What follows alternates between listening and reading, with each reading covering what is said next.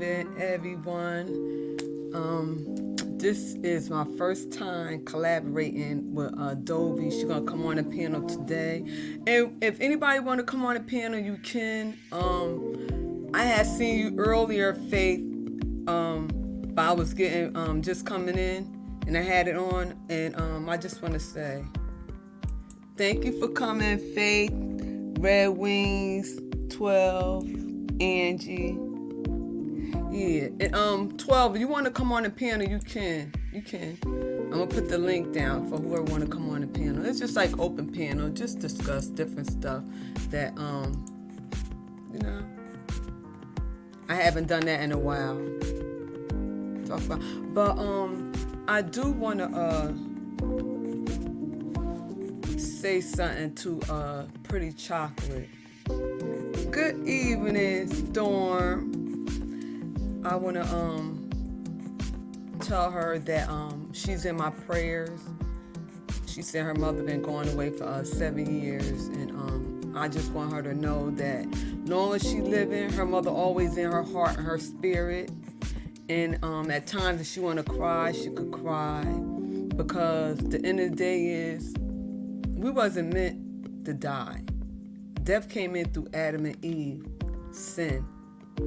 So I just want to encourage Pretty Chocolate today that I love you. And like I said, I'm going to make a short video and dedicate it to you. I haven't forgot. It's just that I had my cousin's service Friday. But me and Dovie, she was saying post Sunday. So let me turn my camera for me. And I don't know what she gonna be talking about. But the end of the day is it's gonna be open piano. And yes, 12, you wanna come on, you can. Do y'all see the link? I keep on turning it off because my glasses.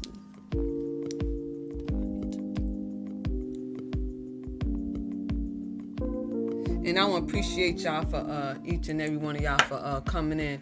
And what I want to do is I really want to change my channel over to positivity, open panel, to anything, no judgmental, good vibes, anything y'all want to talk about.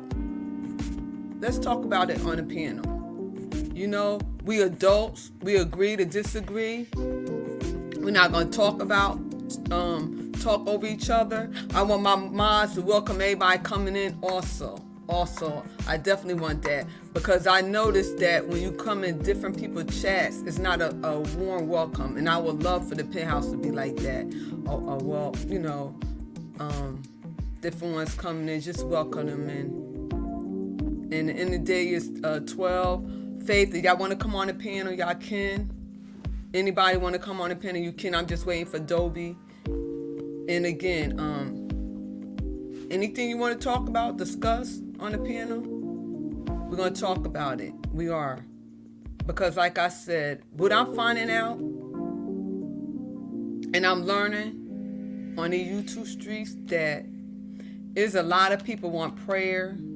A lot of people want to talk about a lot of situations that we don't address. Sometimes we get caught up in the panels and arguing, fuss and stuff like that. And the person who really want to get this side, they're pointing across a view. They can't. So I want everybody to feel comfortable on my panels in the Penthouse, that you can say whatever you want to say, and there's no judgmental here. Just respect one another. And I want nothing but good vibes,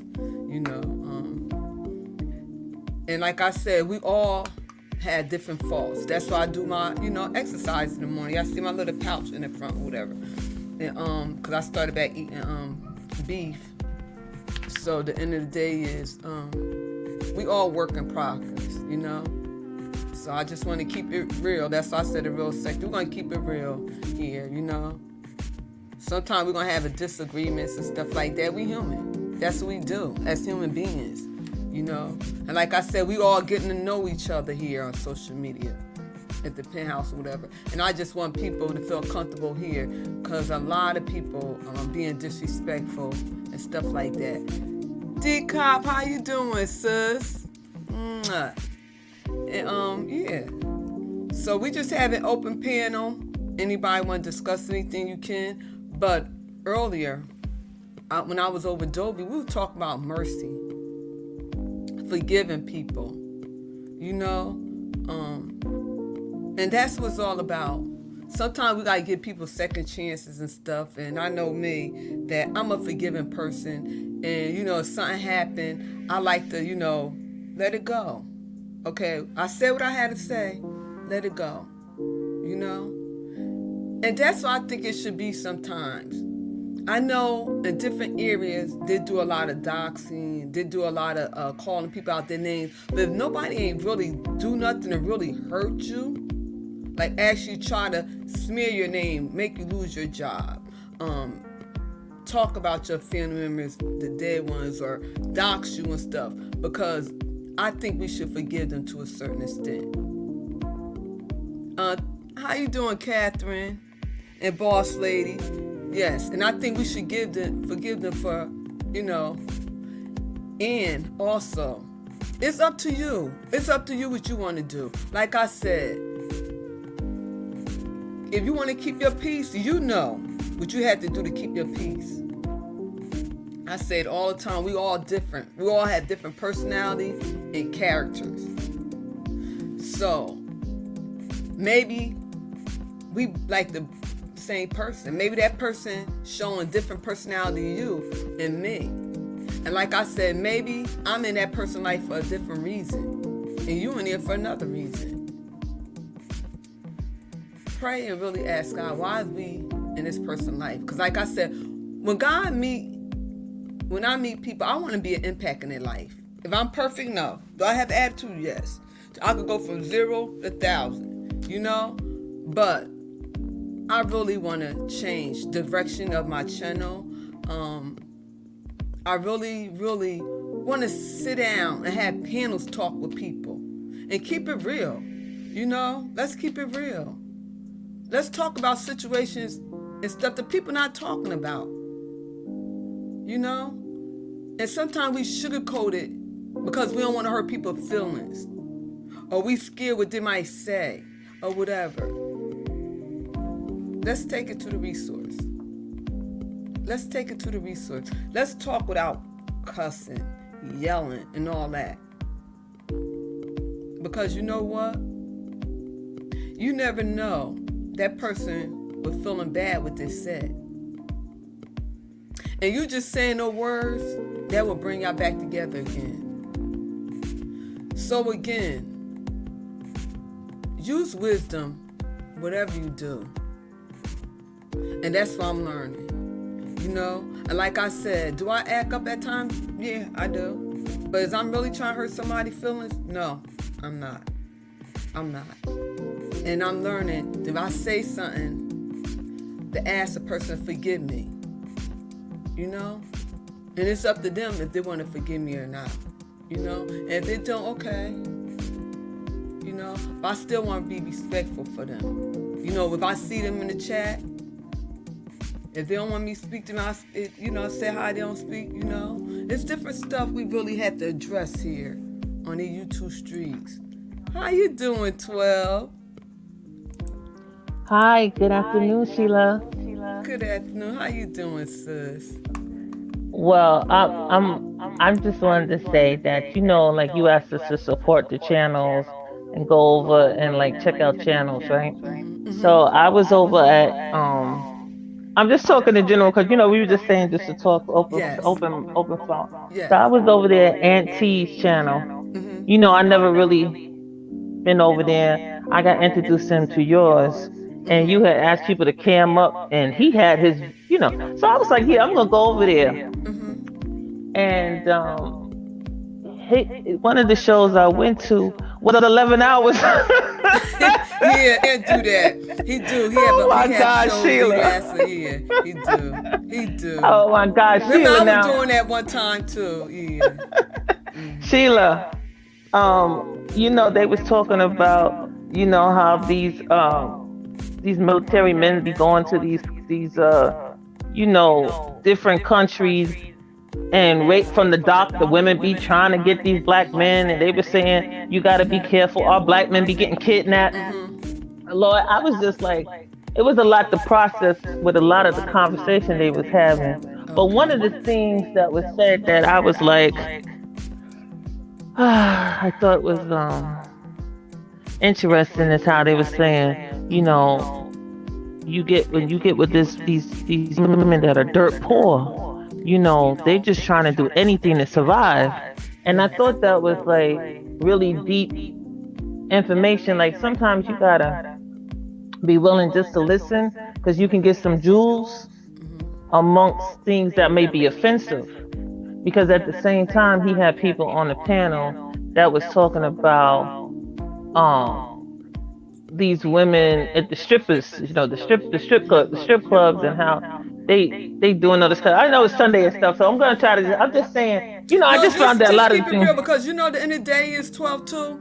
We need more women's panels that we could discuss different things. Because when I find out, and I'm gonna keep it real, then when we have some, when it comes to the women's, the enemy always coming in some kind of way to destroy us. And this is the time that I find out in these social media space that we really have to stick together. We really do. Because let me tell you something, there's a lot of hurting women out here. Because they came up with this smile on their face and different things, whatever. There is a lot of conversation they want to hear. And you gotta forget, a lot of family members had passed away. A lot of mothers, a lot of sisters, and you know, kids. Now the mothers is burying their babies. So us women really need to come together. We really do. A lot of hurt in their past, growing up in different marriages and different stuff. So I was so focused on the brothers in real life because I know they had different laws to set up against them. But when I find here now, in this space, on social media, that my sisters need me too. And well, that's the truth, because when I was over at the man's channel, he had the nerve to say that men should be able to say that their mothers was a hoe, and I was like, what the hell is he talking about? No. He said it's okay to say that your mother was a hoe if she had more than one sex partner, and I was like, hold up, it was like. Even the men though, I'm not gonna argue about it, because the men would say, I don't know about that, you know, and he said no, and I was like, why does the man? I don't understand his content sometimes, because they was up there talking about eating the kids' food when they mess with a woman that has children, how they can come over and like play her and eat her children's food. I apologize, because you know what? Now I had met a lot of women like D-Con got a beautiful channel. Dovie coming over here have a beautiful channel. You got Forever Lisa. You got Shelly. You got Vivian. We got Yvette. We got different sisters. And Fire, how you doing, sis? Thank you for support. That's in this sector. And then, you know, the beef sector, there was beef sector, now the green sector, that really have awesome channels that I'm going to start pushing our sisters over that. Because over here where I was at, it's a lot of stuff that, You know, He's very crazy. And they talk about, decop, they talk about cancer, and Dear Yvette, she have her like radio show. Forever Lisa, she do gospel. Shelly talk about everything. Viv do her veteran and stuff. And then you got a cook channel. Mo got her cook channel. So it's different women I have met in the last couple of weeks. Got awesome, and I was like, Lord, thank you. Got awesome channels, you know. So, yes. And I've been going to sleep early. I missed a lot of channels this weekend because we had my cousin's funeral. But I'm waiting for Dovie Milton. My condolences. My condolences. Yeah, and he looked so handsome. He looked so handsome. And and we spoke. And I was just looking at my family. I was like, wow, our family's so gifted and just like, you know. And I said, you know what? And we was talking to him because we have a lot of girls, more girls in our family, females. And I said, nah, I'm just gonna hit on the women's channels and stuff. And whatever y'all want to say on the panel, go ahead, because sometimes us women don't have a voice in these spaces. We don't. Right. There's so much drama and stuff going on that here, the penthouse, I want to give people a chance to say what they had to say without disrespecting somebody else, Yes, over yes. talking one another and stuff like that. So, and that's why I say, even when it comes to health, Deca, you gotta do a workout video with me because she be working out too. And we doing workout video tomorrow, my sister, me, and probably not my cousin because she be flying back to North Carolina. But that was still nice to support. I like the support that the family was giving you. My sister crazy. She told me my video was boring, so she gonna still be acting all. I said, girl, but your sister do be making me laugh. Your sister be making me laugh. You see, she teaming up. I said, you can't be doing all that and doing all that. I said, she's a mess. She is a mess. But I like it though. She's fun. I apologize, Troy. You forgive me because I ain't meant to send you in those spaces like that. I'm sorry. Oh no need to apologize because it's here though, and it's popular content. Mm-hmm. But you give a span of everybody because I met Gold Professor through you. Yes. And Gold Professor has Vivian. Yes. And Gold Professor is a he promotes channels, and he introduced me to Crimson Tide. Yeah. But Crimson Tide is in the red pill, and I don't really care for her content. So she's a female, but that's not a female content. I can't be bothered with her. But we have a span of things that not everybody cup of tea. Well, you were like Decop. She more like us. She laid back, so it's a little bit this and that on her channel. And you were like her channel, and you were like the Dave Vet, and different ones. So yes. Yeah. Because you introduced the green sector to the people on yours, and I like the one when they would do that back to back. The marathon. Yeah. I like the marathon. Jack Space, how you doing? Yeah, so that be coming up. So I'm just here waiting for Dovie, but go ahead. You can say what you want to say. Like I said, well, Jack Space be knowing what I was talking Jack about. Space be everywhere. Yes, he's on all them panels. Auntie and the man, and if you see him all over. Jack Spade be everywhere. I say he be everywhere. Go Jack. Jack was singing. Jack was over on the channel. Jack was singing. I tell you, Jack don't be showing his personality to every channel though. Ooh. He was singing. That man was singing. He was. Oh. And I said, look at Jack now. Oh, that's right, Jack. I apologize because I'm supposed to do a one-on-one with Jack too. Cause he said he need to see it. But I would like, you know what? See, in the space they have a list that and I would love to have a one-on-one with you with your list.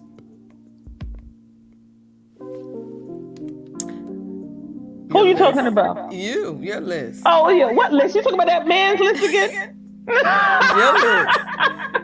Your list. You had said I'm gonna do a list. No, wait a minute. Y'all women ain't supported me. We all said we was gonna make our own list, and you kept saying you was gonna make. When I ain't seen that list yet.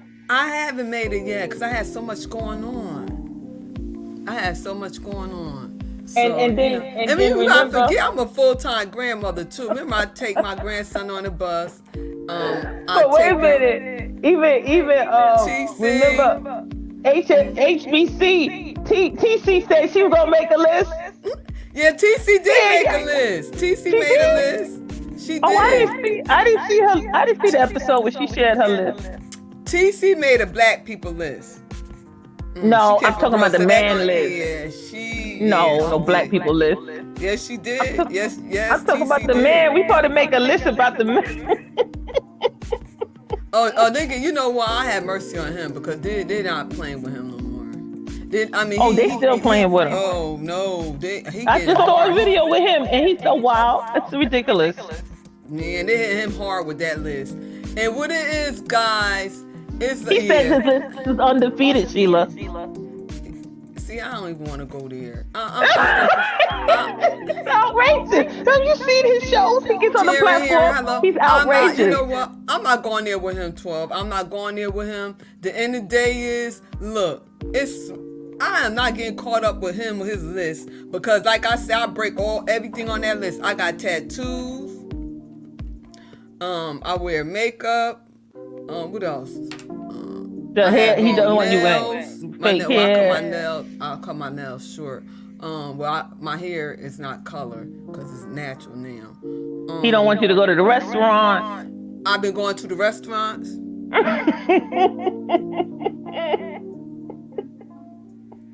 I've been going to the restaurant. You know what, Sheila? I've been drinking my little wine. What else? Sheila, you know I had revised the list that I had made, and I also put down that they can't be in the military. They can't have not served in the military. See, that's horrible. That's you know, I gotta always revise it just to get every damn man on the list, just to get under their skin and you like said we they do. can't have no haircut. No, can't be bald headed. No. Okay, so they can't have no haircut. Okay. No. And everybody, when we talking about this list this gentleman had made, and I said he called himself the man. His avatar looked like a dummy. No, he's a cartoon cat. How you doing, She look like a dummy. Yeah. So hey, she, they was throwing Sheet under the bus too on his channel. Well, she come up because I haven't seen you in a while. Come up, we need a male on the panel because you know what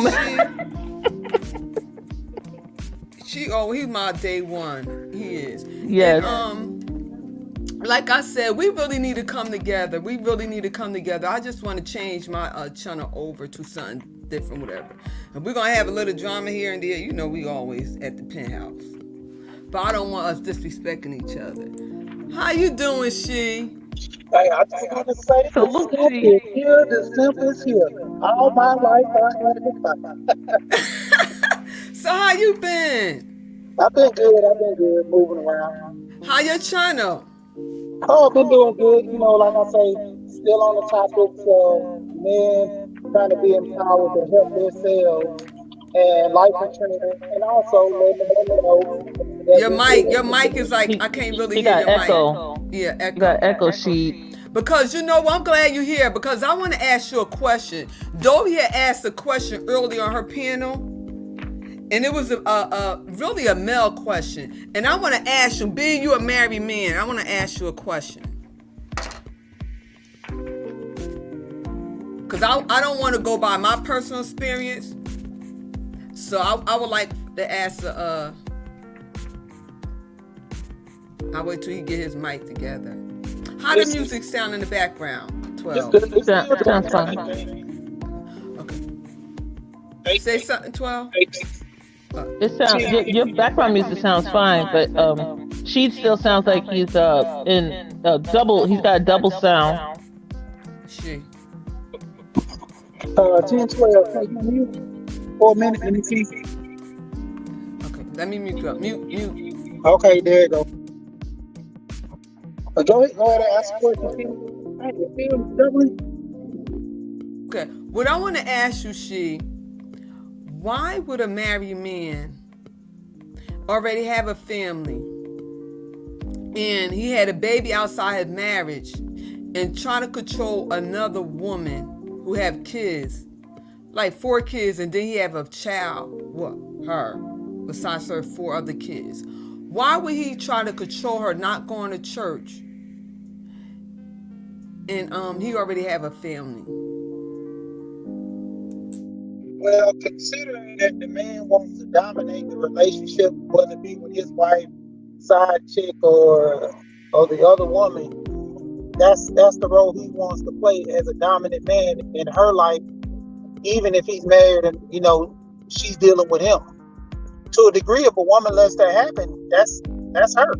You know, I mean, in most cases, in a relationship, married or not, most men, they want to dominate, you know, their relationship. They want to say, well, this needs to be done, that needs to be done. You know, when it comes down to it, it's up for the woman, for her to take on that, you know, debate or issue or anything. But when it comes down to it, a lot of times, men are, we say this all the time, men are the protectors and the providers. So if you're in a relationship with the man, or this is supposed to be like a side chick thing, you let him be the leader. So if he dictates stuff in your life, and naturally he looks at himself as being involved. What'd you say about that, 12?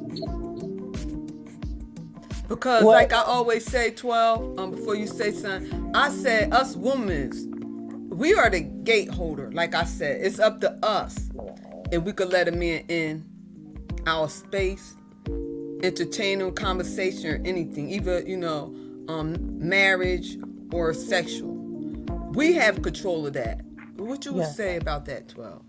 I would say that that's why women need to vet the man based on my list, because I have that list about the problematic man. And if he meets anything on that list, they need to just leave him alone. Because I think what it is that a lot of people don't have standards. So sometimes they need to have like a visual of what standards are. And then if the man doesn't meet those standards, you keep them moving until you find a man that does meet them. Can I get a notion of that list? 'Cause I ain't heard that list. What you say? I Let me didn't put it hear on the mute. Let's list. see if we can hear him better. I said I didn't hear Ken's list. I want to hear her list in order to meet a good man. Oh yes, be happy to share it because Sheila loves to hear it. She want to bring that into the new year. I don't know, Sheila. You want to turn off the background music, and maybe we won't echo. I don't know why we all echoing. No, the echo don't have nothing to do with the music. Do y'all have earphones on? I have it. I have earphones on. Should I take mine off? No, keep them on. You good. You're not echoing. Yeah, Okay, Turn it off. but I'm echoing back to myself. I hear me. Okay. Let me turn yeah, it off. I hear her echoing too. Okay. Do y'all still hear me echoing? Nope. Okay. I On turned the my music end, I off. do. Okay. I turned the music off. Yes, I can hear that. Okay. Yeah, I don't hear myself. What about you? You hear me good? Yeah, you still echoing. Probably have to ask the chat. Do you have some earphones? No, actually, I don't have no earphones. Okay, cause you good. Y'all good here. Okay. So then I'll read him the list. Okay. Good evening, TC. See, there's Good TC. TC, evening, I want beloved. to hear TC list. I didn't hear her Hey, list. good evening. She No, want. 10, we worked on the list together, remember? When But we she when said you you got a talk and black then people I list. added some things with it. Yeah, that list with the they gotta be they couldn't be in their grandparents' house and stuff. Right. And they had to have a membership to the actual thing and then actually work out, stuff like that. Yeah. Y'all Okay, That's bad. so my TC, list. she said he ain't here. So okay, so number one is that they can't be on parole. Like this is a list of identifying a problematic man. Okay, so it has been revised since when we mentioned it in last year.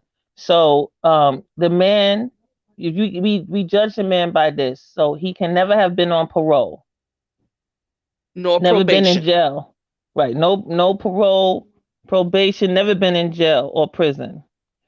He has Or been in military general. police. Or Oh no, military police looking yeah, at. no military police because they can't even be in. Look, I revised it to they can't even been in the military. So no vets. Okay. Because I was gonna say AWOL. Yeah, Okay. no, none of them. Yeah, they don't have. They've been in general ed only. They never had an IEP. And I remember when we had first mentioned it, they said, "Well, how would we know that? Because we can't. We meet a grown man. We don't know if he's been in the yellow bus, but we just playing with that one. So I can. I'm okay with removing that. Okay. So We know if they've been on the yellow bus. There's only how we about know? 10 questions. There's only about 3 questions that you gotta ask, and then you'll know if they was on the back of the yellow bus, or if they was chained to the yellow bus, or if they What's was the question, jogging TC? behind the yellow bus. TC, what's the 3 questions we got to ask you? No, no, let's finish. Let's finish this first. Okay, before y'all finish, I want to welcome Faith. She a young lady I met over on Dovie channel. Good Welcome evening, in, Faith. Faith. Hey, Faith. Hey, Faith.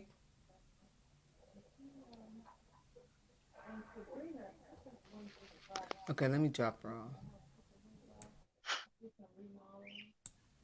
I'm gonna drop her off. Faith. Hey, Shade, how you doing? Hello? I'll remove her. Okay, go ahead. Okay. So, 'Cause she left. does not live with his parents, grandparents, or a roommate. Has a gym membership,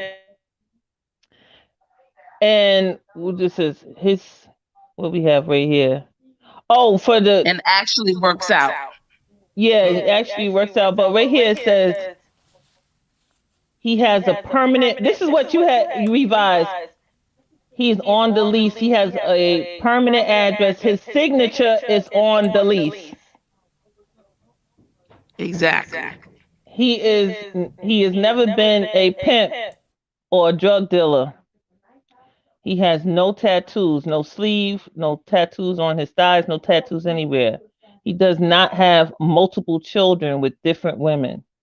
He's not on food stamps, SSI, or receiving any government aid. He does not go to the barber shops. No haircuts. Cannot be bald headed. No drinking or smoking weed. No children out of wedlock. No deadbeat dads. No medication. Example, Viagra. Okay. Hold on. We got to go back to that. No drinking, no smoking weed, no snorting, snorting cocaine, no freebasing, no angel dust, no ganja, none of that. Yeah, no We ganja. got Yeah. put all of that. Cause folk be on some nothing They break it from the down. You right. hear that, Faith? No Because she a ganja, young lady. Faith, do you hear that? no ganja, no free base, Okay, somebody coming no up. crack cocaine, no Oh, Jack No. of Percocet. Spades. Okay, Yeah, hello, no, Jack of no Spades. fentanyl. Oh Lord. Keep going. Jack of, Don't worry about the I distractions. want to We make are the sure this Lord. is him because We you know are the they've been Lord. bombing people children. Jack, is that you? Yeah, this And is me, but I'm gonna let Tin finish. Okay, Yeah, I we want to let her finish too. we have one more. I think it was Yeah, we snort do. cocaine. Yeah. Right. No sarcasm. No sagging pants. No gold necklaces. No rings. No caps. No earrings. No cornrows. No flat iron use. No curls in the hair. No nail salon. He doesn't go to the nail salon or goes get a pedicure. He doesn't go to the casino, the strip clubs. He doesn't play video games. No home system. Doesn't go to the arcade. He doesn't have an app on his phone or tablet or computer. He does not have. He does not read comic books. He doesn't have a profile. He doesn't have a profile on social media. That means no YouTube, Instagram, anything. And he's never been enrolled in the military, no vets. That's that list. You finished? We yes, I'm finished. I'm going to say So to that list, you got to die and go to heaven to get married. That's what we say about the man's list. That's what we say about the man's list. well, okay. Some of the So things on the we man, want God. We want to marry the God. So that's exactly what it is. We want to marry a God.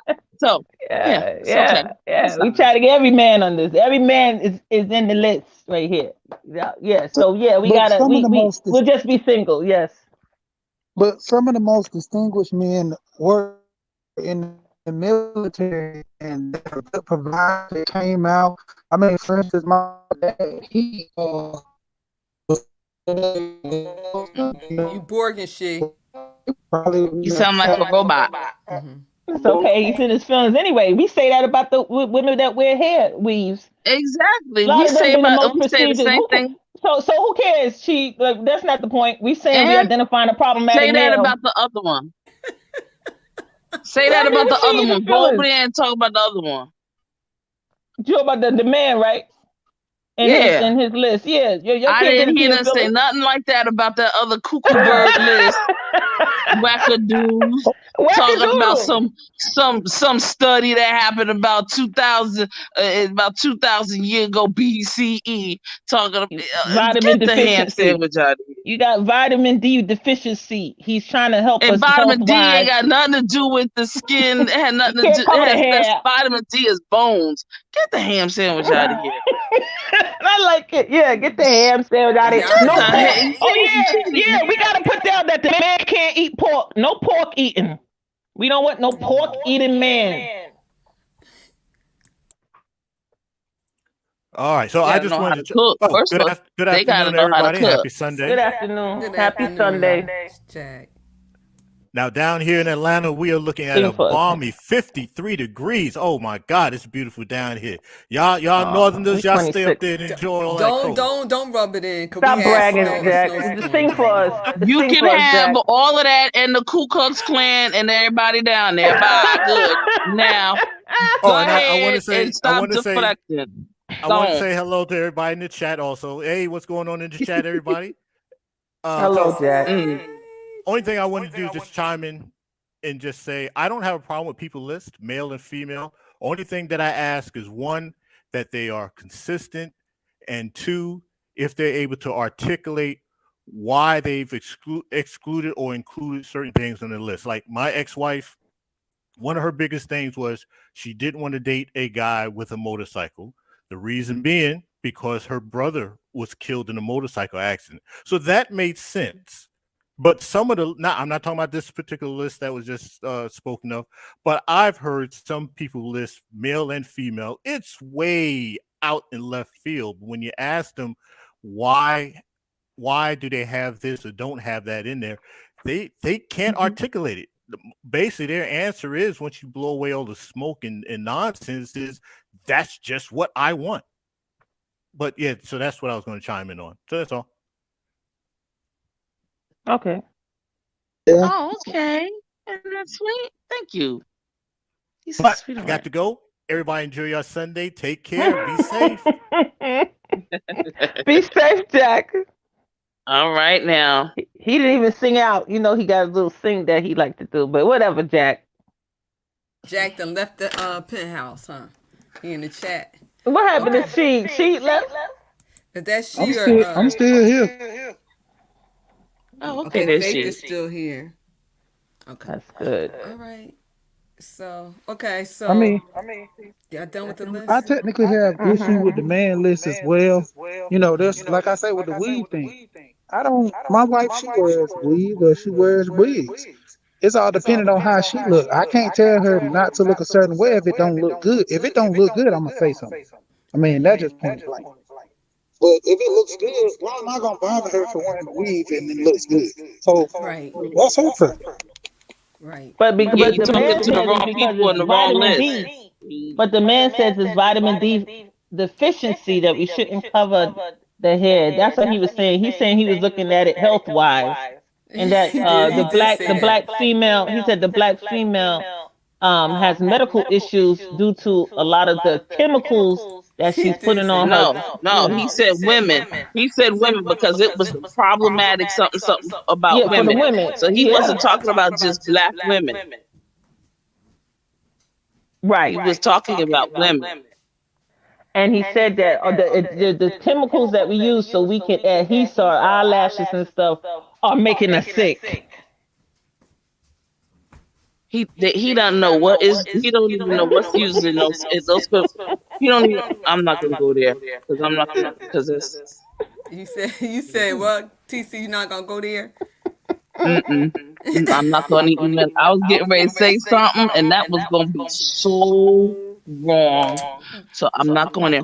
But here's the thing: there's a lot of Muslim women who, like, I've noticed that they have a lot of different types of makeups, and they use certain types of what is it called? The eyeliner, the makeup that they use. Foundation. What's it called? No. They use the henna. The henna. That's it. Yeah, the henna. So that's that powder. Yes. and it's natural, it's organic, and they put henna all over them. The Indians from India, some African tribes, they put on and they adorn themselves with like certain types of mud, and then they put they with senna and henna, and they added in with different colors and things of that nature. So hold on 1 minute, TC. It said your device is not connecting, so you probably have to get off, drop yourself off, and then come back on. Go ahead, TC. I'm sorry. So I just saw only thing I wanted to do was to take a look and glean the so-called study of research. This body of research that we're talking about when we're talking about vitamin D, because we also know that vitamin D is married with calcium, and in order for you to optimize its the results. And vitamin D is the bone. That's the skeletal system. What the ham sandwich does that have to do with hair and the skin and follicles and things of that nature? And I think you could wear makeup, but wear it modesty. I just started wearing makeup a couple of months ago. But like I got little lip gloss and stuff on my face now, eyeliner. Exactly. So it's how you wear it. Like you don't want to. Ain't nobody studying all that. Yeah, wear all the makeup you want. Yeah, just like no, because I don't want But anyway, it's how you do everything. Eat in modesty. Wear makeup in modesty. So everything in moderation. Moderation. So that's what it's about.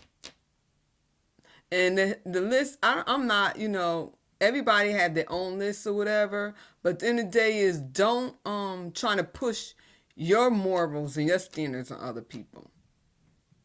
How about did we put in there? They have to know how to read, write, and do arithmetic proficiently and at the 12th grade level. You did say that last time. That's them being in the regular ed. Yeah, I think we need to expound on that, because depending on the public school system that everybody's a part of, they may not understand exactly what that means. So you would have to graduate and have been able to read on a 12 plus read, write, and do arithmetic 12 plus grade level. That's interesting. Shirley, that's interesting, because I was on a man's channel that said that the average man is at 8th grade reading level. So see that expectation is not being met in general. They said the average man has the 8th grade reading level, and that's the average man. So see, he don't even have the high school level. That's why a lot of the people that was going to community college needed remedial classes, because they wasn't ready for college level. They always do exactly, and they couldn't even pass the ASVAB, which is the military test. As a matter of fact, most of if you talk to military recruiters around the country, so they really don't care about this that you're talking about, that they can't be in the military, because most of the military recruiters were having an issue with recruitment, because they're saying that they only needed, I think it was 29 to pass the ASVAB, and people weren't even making 29. And I have walked in and waited for young people, and they didn't even make a 20 on the ASVAB test. Okay. That's hard. Okay. And it's sad when you can't even get into the United States Army. It's a sad state of affairs. So don't talk to me. That's what I'm saying. Don't talk to me about the military. We don't want them. Who they gonna shoot? Who they gonna shoot? You? They gonna shoot their own people. So that's why they mad at the government. Cause they can't even get the government going to army. But they did raise the standard. But they did raise the standard for the military. Remember, it used to be easier for them to go right over there to the military, but they stopped wanting that. No. What they did was they raised the age.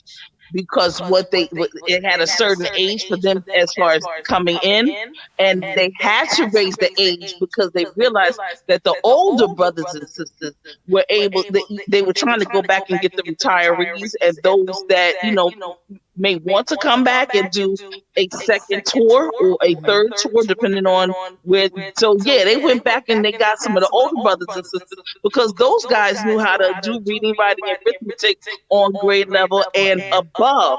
But this newer Y generation, it's exactly what it is. Why? Wow. Right. Wow. That's what they did. They had to go back to the older brothers because those were the ones that were able to pass the test. They knew parts of speech and they understood, how to put a sentence together. You need, what you need: a subject, object, a verb, a noun, etc., etc. We all know these things, but when you talk to some of the young people, they're looking like it's hieroglyphs. Yeah, it's multiple choices. But even in most like government funded programs for like the OSHA 10 or whatever, they have to take a tab test, and it seems like they might be operating on the fourth grade reading level on the tab test. Like these tests are things that people are having problems passing or scoring high in, so then they can't take the class. They can't take the free class because they can't pass the tab test. Exactly. Excuse me, Catherine. I don't even know where Dovie at. Dovie supposed to come, and I don't know where she at. I told her at 4 o'clock.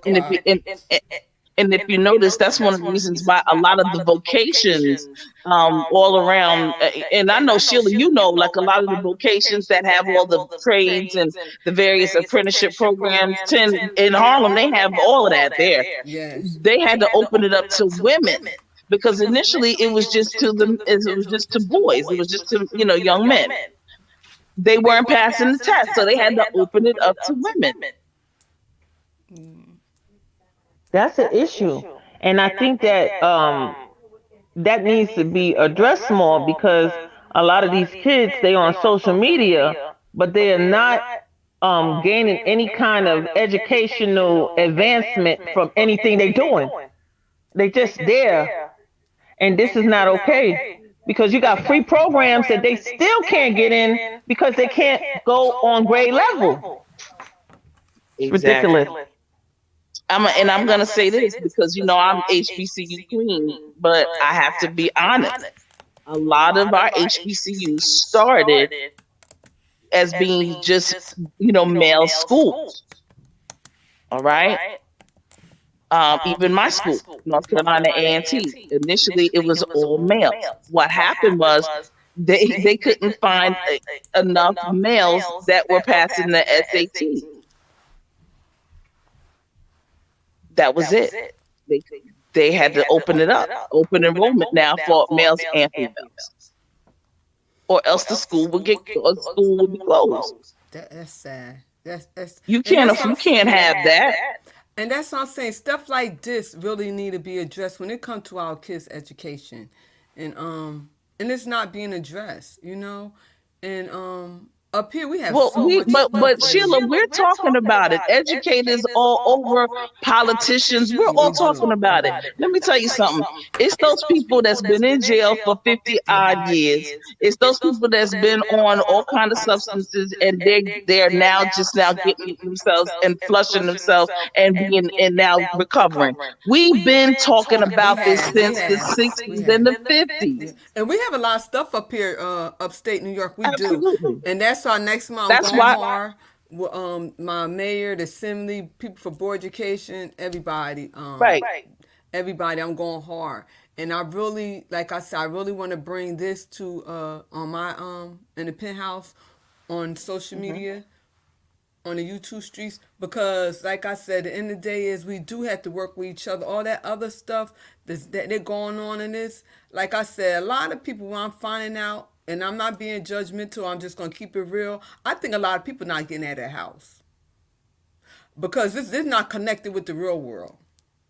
No, they're not. A lot of this conversation. Fact, Sheila, that's fact. a lot of conversations. Not, I mean, these people really need to get outside the house and Thank really you. know their surrounding, like their zoning, their mayor, or they have the mayor, some has supervisors in your town, or whatever. Get to know your elected officials. You have kids, get to know people who sit on the boards, the Appropriations, teachers, and go, school I mean, board. get out and start doing things in real life, you know? And they'll find that there have been many people trying to hold it down. Many black men, many black women who have been trying to hold it down, having conferences here, there, and everywhere. The Harlem Book Conference that is always held in Harlem, which is major, and they always talk about issues about Right. redistricting and the maps and things of that nature. These are conversations that are old. We've been having them. We continue to have them. And thank goodness for those of us who continue to stay around so that we can do some work. Okay, because those people that have been incarcerated and everything, they've been up in jail, and when they get out, get your tail out and do some volunteer work then. Get out there and volunteer and do some things. Volunteer. I didn't say work, but volunteer. You can sweep, you can pick up a broom and sweep, you can pick up a brush and paint and do some work, and you never know what kind of blessings might be bestowed upon you. Trust me. I know we need all kinds of people. We do. All right, there's a reason why I hop. There's an echo. No, you good, Jack. All right, now I'm still hearing the echo. Yeah, it's still coming on. I just put the headphones on too, and I'm still hearing the echo. 12. All right, so the reason. But we still hear Jack. Well, we're all on mute though, but we hear you, Jack.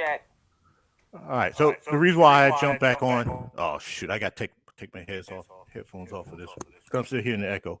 No, the reason why I had jumped back on is because I hear a lot of this. Not only this panel, but also I've heard it across many other panels about the men that have low education and stuff like that. And my question is, this is to a lot of people on the panel. What kind of people are you is within your social circle? Because there's a reason why nowhere on my list do I mention I don't want a woman that doesn't have a high school diploma, because for the most part, none of the women that I've run across don't have at least a high school diploma. So that is something that is not on my list. Are there men and women out here? Speaking of women, are there women out here who are illiterate? Yes. The math and numbers show it, but that is not a social circle in which I roll with. So that is not something that is on my list. The second thing about the military, they will raise or lower their requirements depending on the needs of the military, whichever branch there is. There's a minimum score that you can get, that you need to get in, but then your job skill is limited.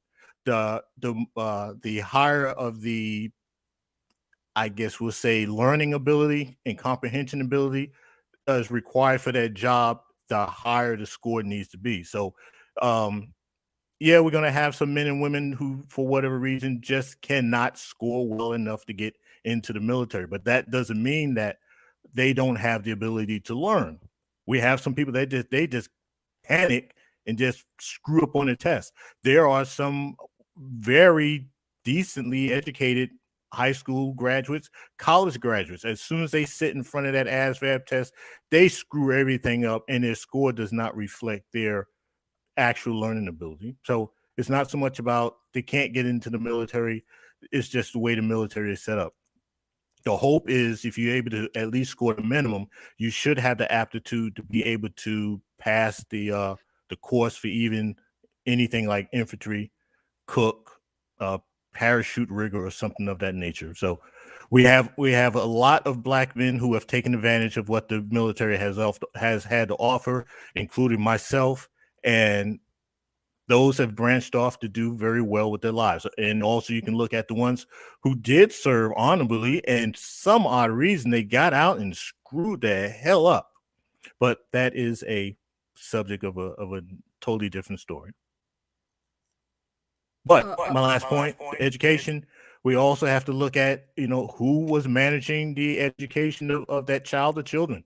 When I finally got custody of my son, he was in the 5th grade, was on a 2nd grade academic level, and I had a female associate. She was a friend, nothing sexual, and I had complained to her about his education standard, and she pretty much told me, well, he's with you now, so that's your job to fix it.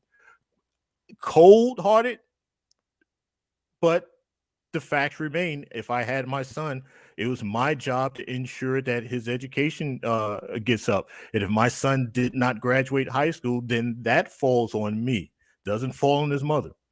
So when we look at these men and women, young men, young women education status, we got to look at who is or who was managing their education, and kind of start pointing the finger at them. Again, I like what you said, Jack, and we know education start at home, and a lot of kids is not getting that. So some of us not having that problem in our circles, but majority of us on this panel do advocate. So when we go to different meetings and we go to education, we go to different programs and stuff, these are the statistics they're telling us about our black males. How you doing, though? We was waiting for you. So again, we going by the statistics they're saying in the inner city, which did put a fancy name to urban community, and that's where I get mine from. But also, it's not what I get it from. That's what I see. And that's why I came up with different programs and stuff to help our youth. That's how we still have after school program. We still have a lot of stuff up here, upstate New York. We building a tech school now, almost $1 million.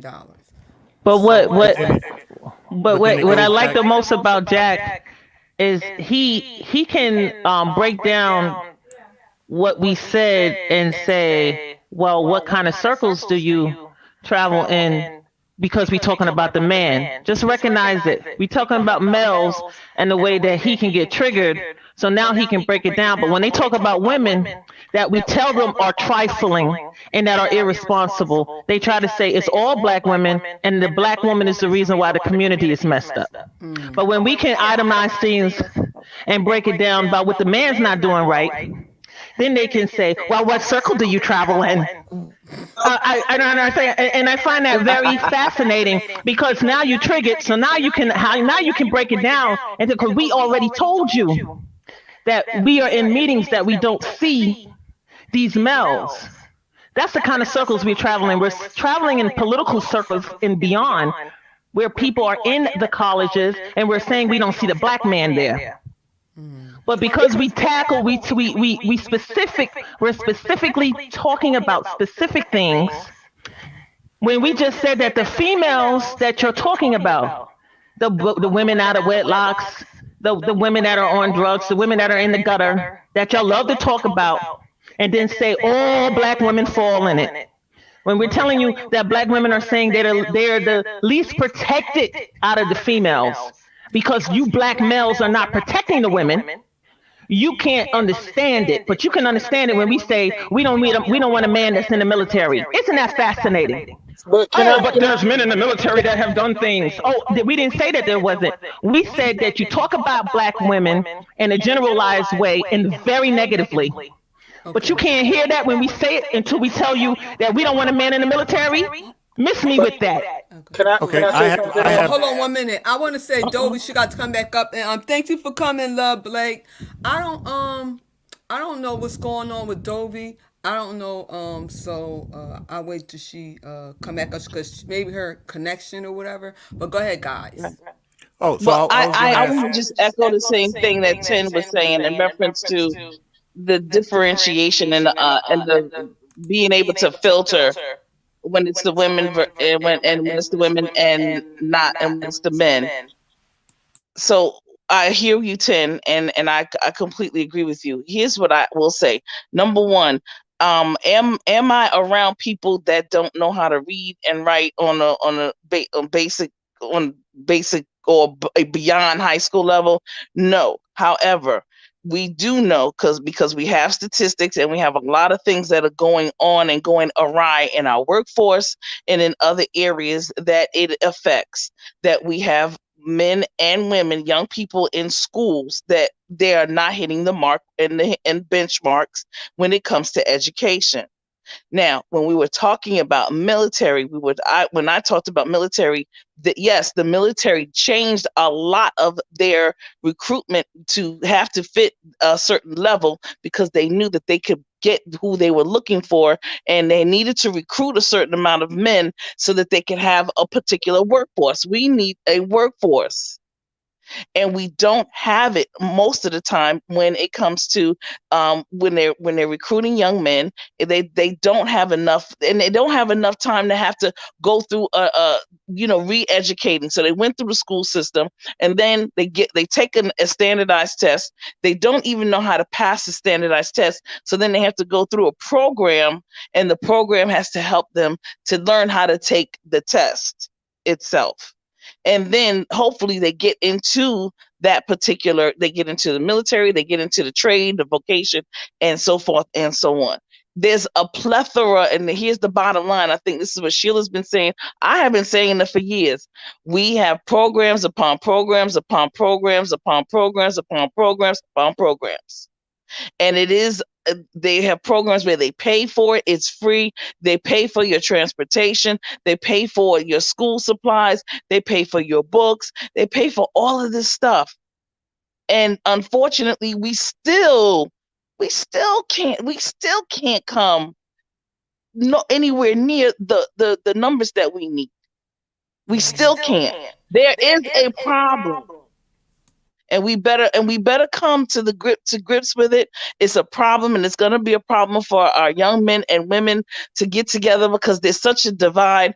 But the bottom line is that I want to just say we have been talking about this for years. This is nothing new to those of us who have been in it. We're not new to this. We true to this. Okay? So we've been talking about it. There's people that's just now coming around and listening to all of this stuff and trying to put it together. No, we've been talking. Dr. John Henry Clark, Dr. Ben, Francis Cress Wells, and Amos Wilson, James Smalls, all of those folks, Nathan and William Hare. We're talking about Naeem Akbar, William Massey. There's a plethora of our Black national leaders that have been speaking on these things for quite some time. And the conspiracy the conspiracy to lack of education of young boys. But everybody's partying, everybody's trying to get loose, and everybody's trying to go into jail and doing all kind of stuff. And guess what? A whole couple of generations have been messed up. Bottom line. I wanted to chime in on two quick points. One is about statistics. This is something that happened. This was in Operation Iraqi Freedom 3 when I was there. We had an increase of soldiers that were experiencing foot injuries, ankle injuries, and knee injuries. So they shut down the post, the small little installation I was at, for 2 days, and we had to go through. Everybody had to go through a safety classes. That was how to safely climb up and climb down vehicles, because it was identified that a lot of the soldiers, like myself, were just jumping off of vehicles and suffering injuries. I wasn't one of them, but yeah, I was notorious for not properly stepping down vehicles. Once we went to those classes, the injuries, the lower extremity injuries went down because the problem was identified. Yes. One of the things I hear about, Black males and their low education, I don't hear anyone really sitting down and identifying where the problem is and trying to address the problem. So I'm gonna leave that one there. So second one, I'm gonna leave that one there. Second one, Well, I was just going to say we have educational conferences, and we've been talking about this for a very long time, and the statistics and all of the information and research is out there. Now, I didn't think that this is going. We're not going to co-opt this panel and get into detail and real statistics, real statistics about the that unfortunate situation. However, Jack of Spades, we can revisit that, and I will more than happy to commingle, collaborate with you so that I can take you around and we can have major discussions from law enforcement perspective, the judicial system perspective, from the education perspective, from recreation and parks, from a city, federal, state, local government perspective. I can give you all the statistics, and if you want to collaborate with all the people that are doing it here in Philadelphia, but also throughout the country, we can also do that. And I know that 10, and I know Sheila has a wealth of information. Okay. Yeah. So is it possible I can get to my second point? Okay. Yeah, go ahead now. We good. Go ahead. After you get to your second point, then I'll say something. Go ahead. Yeah, We got just the like I man had in the mentioned. house. Go ahead. Just like I had mentioned earlier about one of my ex-wife, dating pet peeve was she didn't date a man that rode a motorcycle, and her reason for it was her brother was killed in a motorcycle accident. Now, is that to say that every dude that she dated, if they rode motorcycles, would be killed? No, but that was her thing, and to me, it was legit. At that time, there's a story to that, but at that time, I didn't technically own a motorcycle, so that is the reason why I was able to get that first date with it, and of course, it turned into a marriage. But the thing about not desiring a guy or that's law enforcement or was in the military, I hear that from time to time from other women, but I don't quite get an articulate explanation besides, well, my uncle was in Vietnam and he came back crazy. So is there anybody that on the panel that is not so much into dating a guy who was in the military or former law enforcement, articulate the reason behind that? Well, that is a formidable reason. If a person had an uncle that went into the military and then they came back a wackadoo, then that is, and they came back and now they're cutting up and doing all kinds of things and so forth and so on.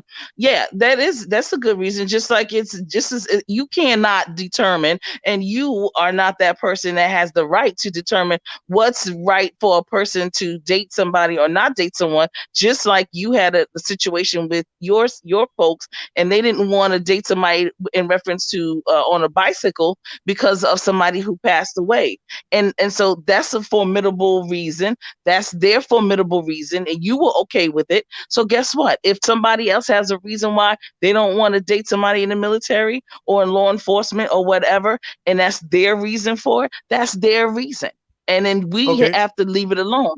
As mature individuals, that's their reason. Now, if they decide, as life progresses and they might meet somebody that might turn their situation around or turn their reasoning around, or they may feel a little bit more comfortable, that's on them. That's the bottom line. 10, can you articulate it? Can I? Go ahead. Oh yeah, she don't have to explain something after the second one. She ain't gotta explain nothing on the list. No, I'm just saying something. I would like to. We got the man in the house too, but thank you, Medina, for coming on the panel. And I would like to say I'm glad you said about the statistics and everything, Jack the Spade, because my mayor is also a history teacher, so he be here next week. Also, I have a gentleman is on a board education, and both of these are black males. So I'm glad you said that. And then he's not just the mayor. My mayor do a lot of stuff in the community. And then I also had Phil Howard on the board education, do a lot of stuff. I mean, while he was sitting on there, I'm gonna tell you what he been doing and what he plan on doing. So when you saying stuff like that, some of us are getting work done. Some of us are sitting at the table making policy and laws that our children will not be left behind. Because are we doing these things, it's not hitting our household, but it's hitting somebody else's household. And that's what we do. There you go. Mm-hmm. Okay, I'll go on mute. You want me to go and I want to go and get some people. They've been waiting for the list for the men, You can and the I'm men could so come wanting up. to He go could come get up. them. Yes, and I'm waiting for Dovie to come back up, but the men could definitely come up with his list. And like I said, he always welcome here with his list. Lord, You you know don't need that. that list anymore. Today is Hey, we 10, adults turn off here. the camera, sis. No, I just want Uh-oh, to is show. she I just showing the want to flag? show. I'm just showing that I am from a military family. I'm an army brat. All my Thank the men ya. in my family been in the military.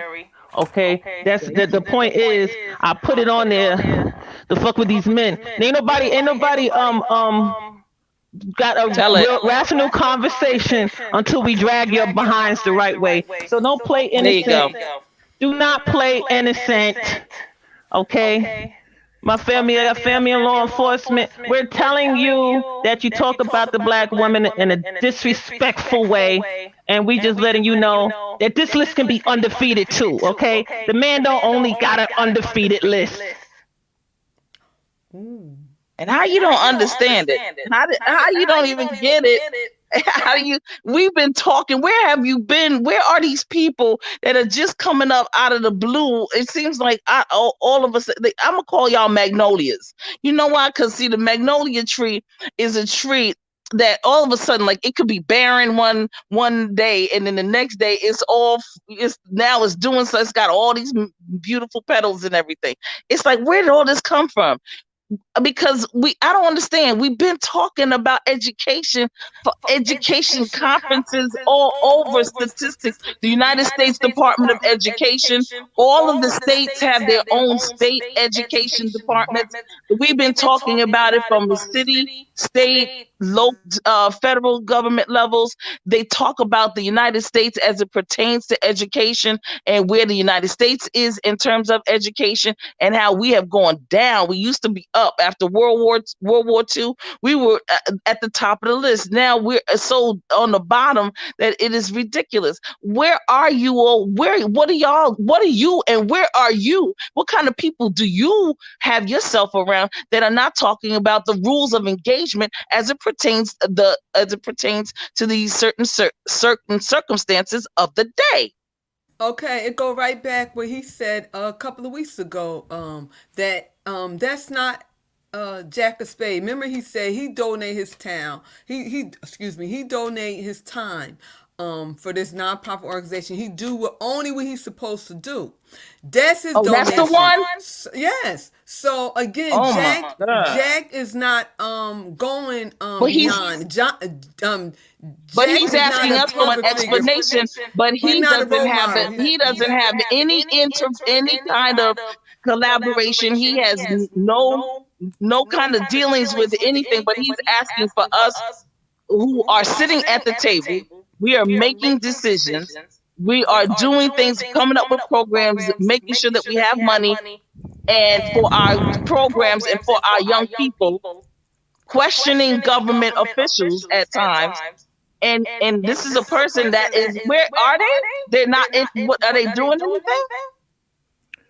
Right, but I did bring up the thing about the soldiers and the injuries, and the I guess the fix based on the numbers was that the soldiers had to be. What year was that, sir? I was there. This is 2005.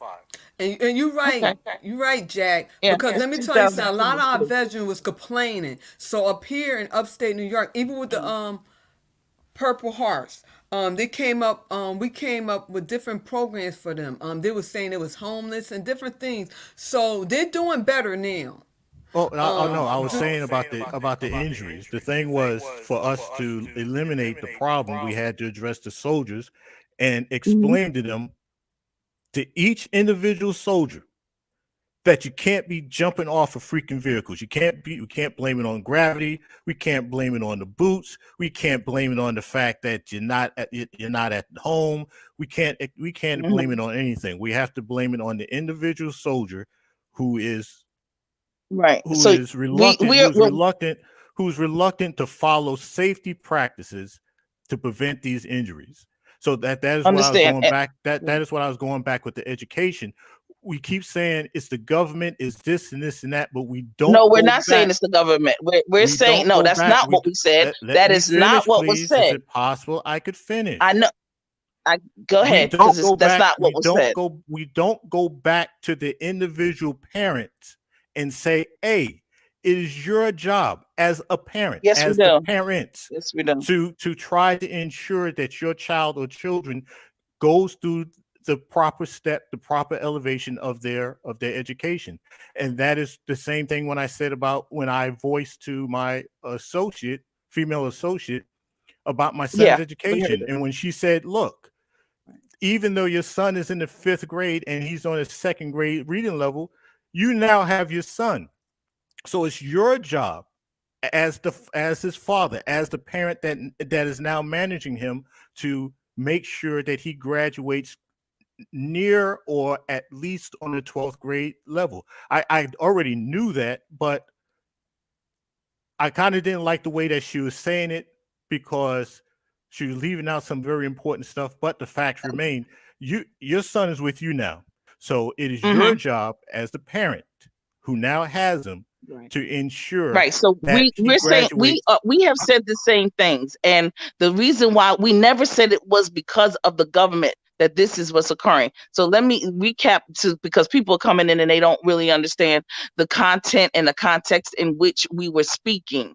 And I don't think you even got what we were saying. Also, we were saying, because you were asking for information and research, where we were getting this information as it pertained to young boys and the lack of education. So we already understand, and we already know. We've already talked about this for months now, actually, that we all know that the education begins at home.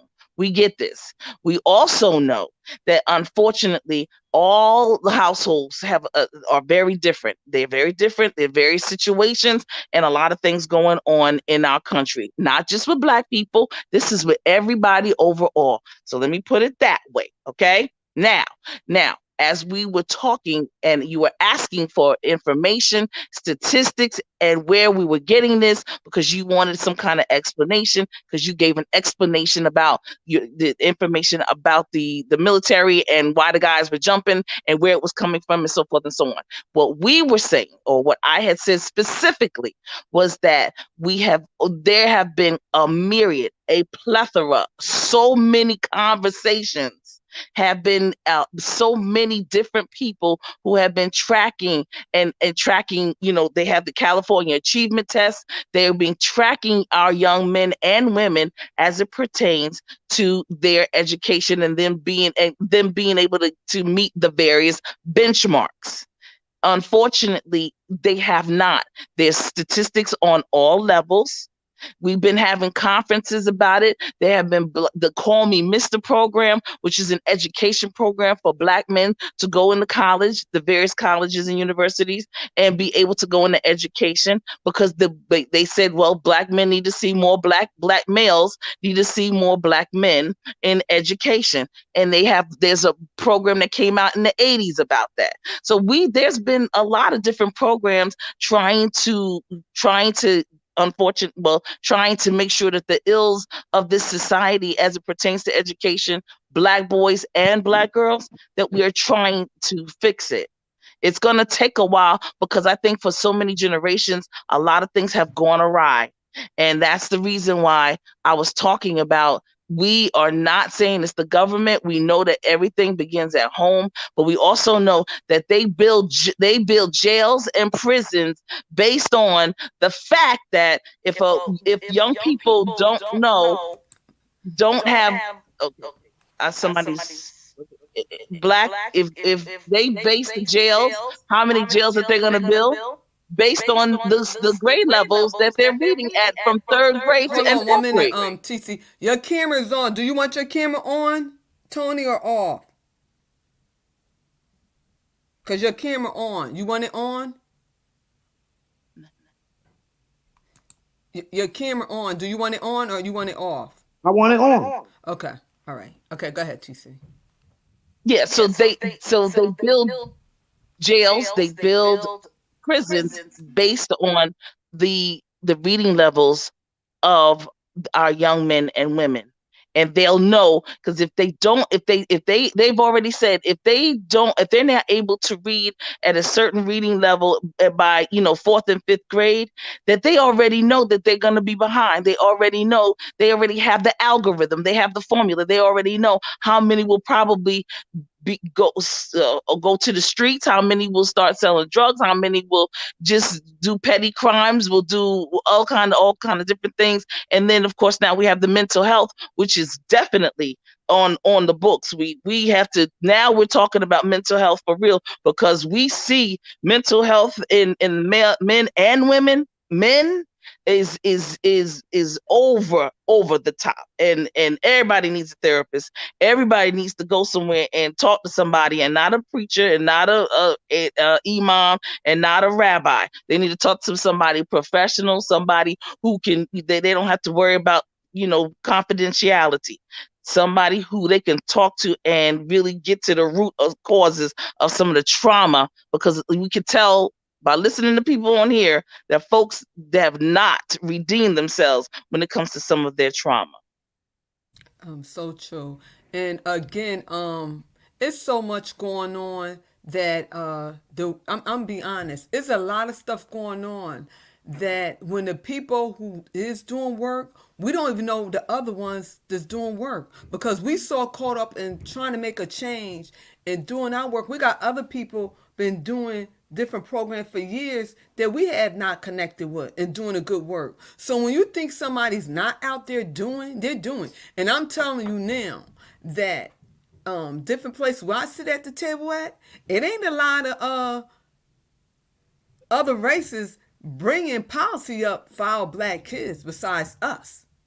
So that's why I was saying that we want to see a change. We got to be the change we want to see. We got to start positioning ourselves in positions into politics, into boards, bringing, not just saying it, doing it. And that's why I'm saying it's a lot of talk but no action. Actions speak louder than words.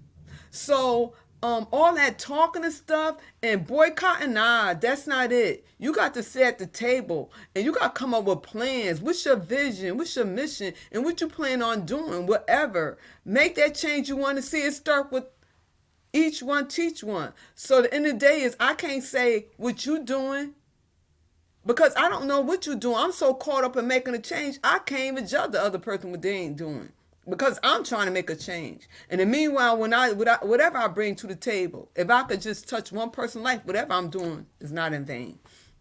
And again, I know, and that was my focus on our black males, because females, we have a lot of programs set up for us.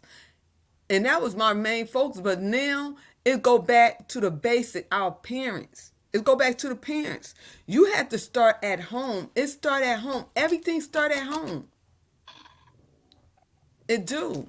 And you look at our ancestors. They had less education than us, and they had more than us.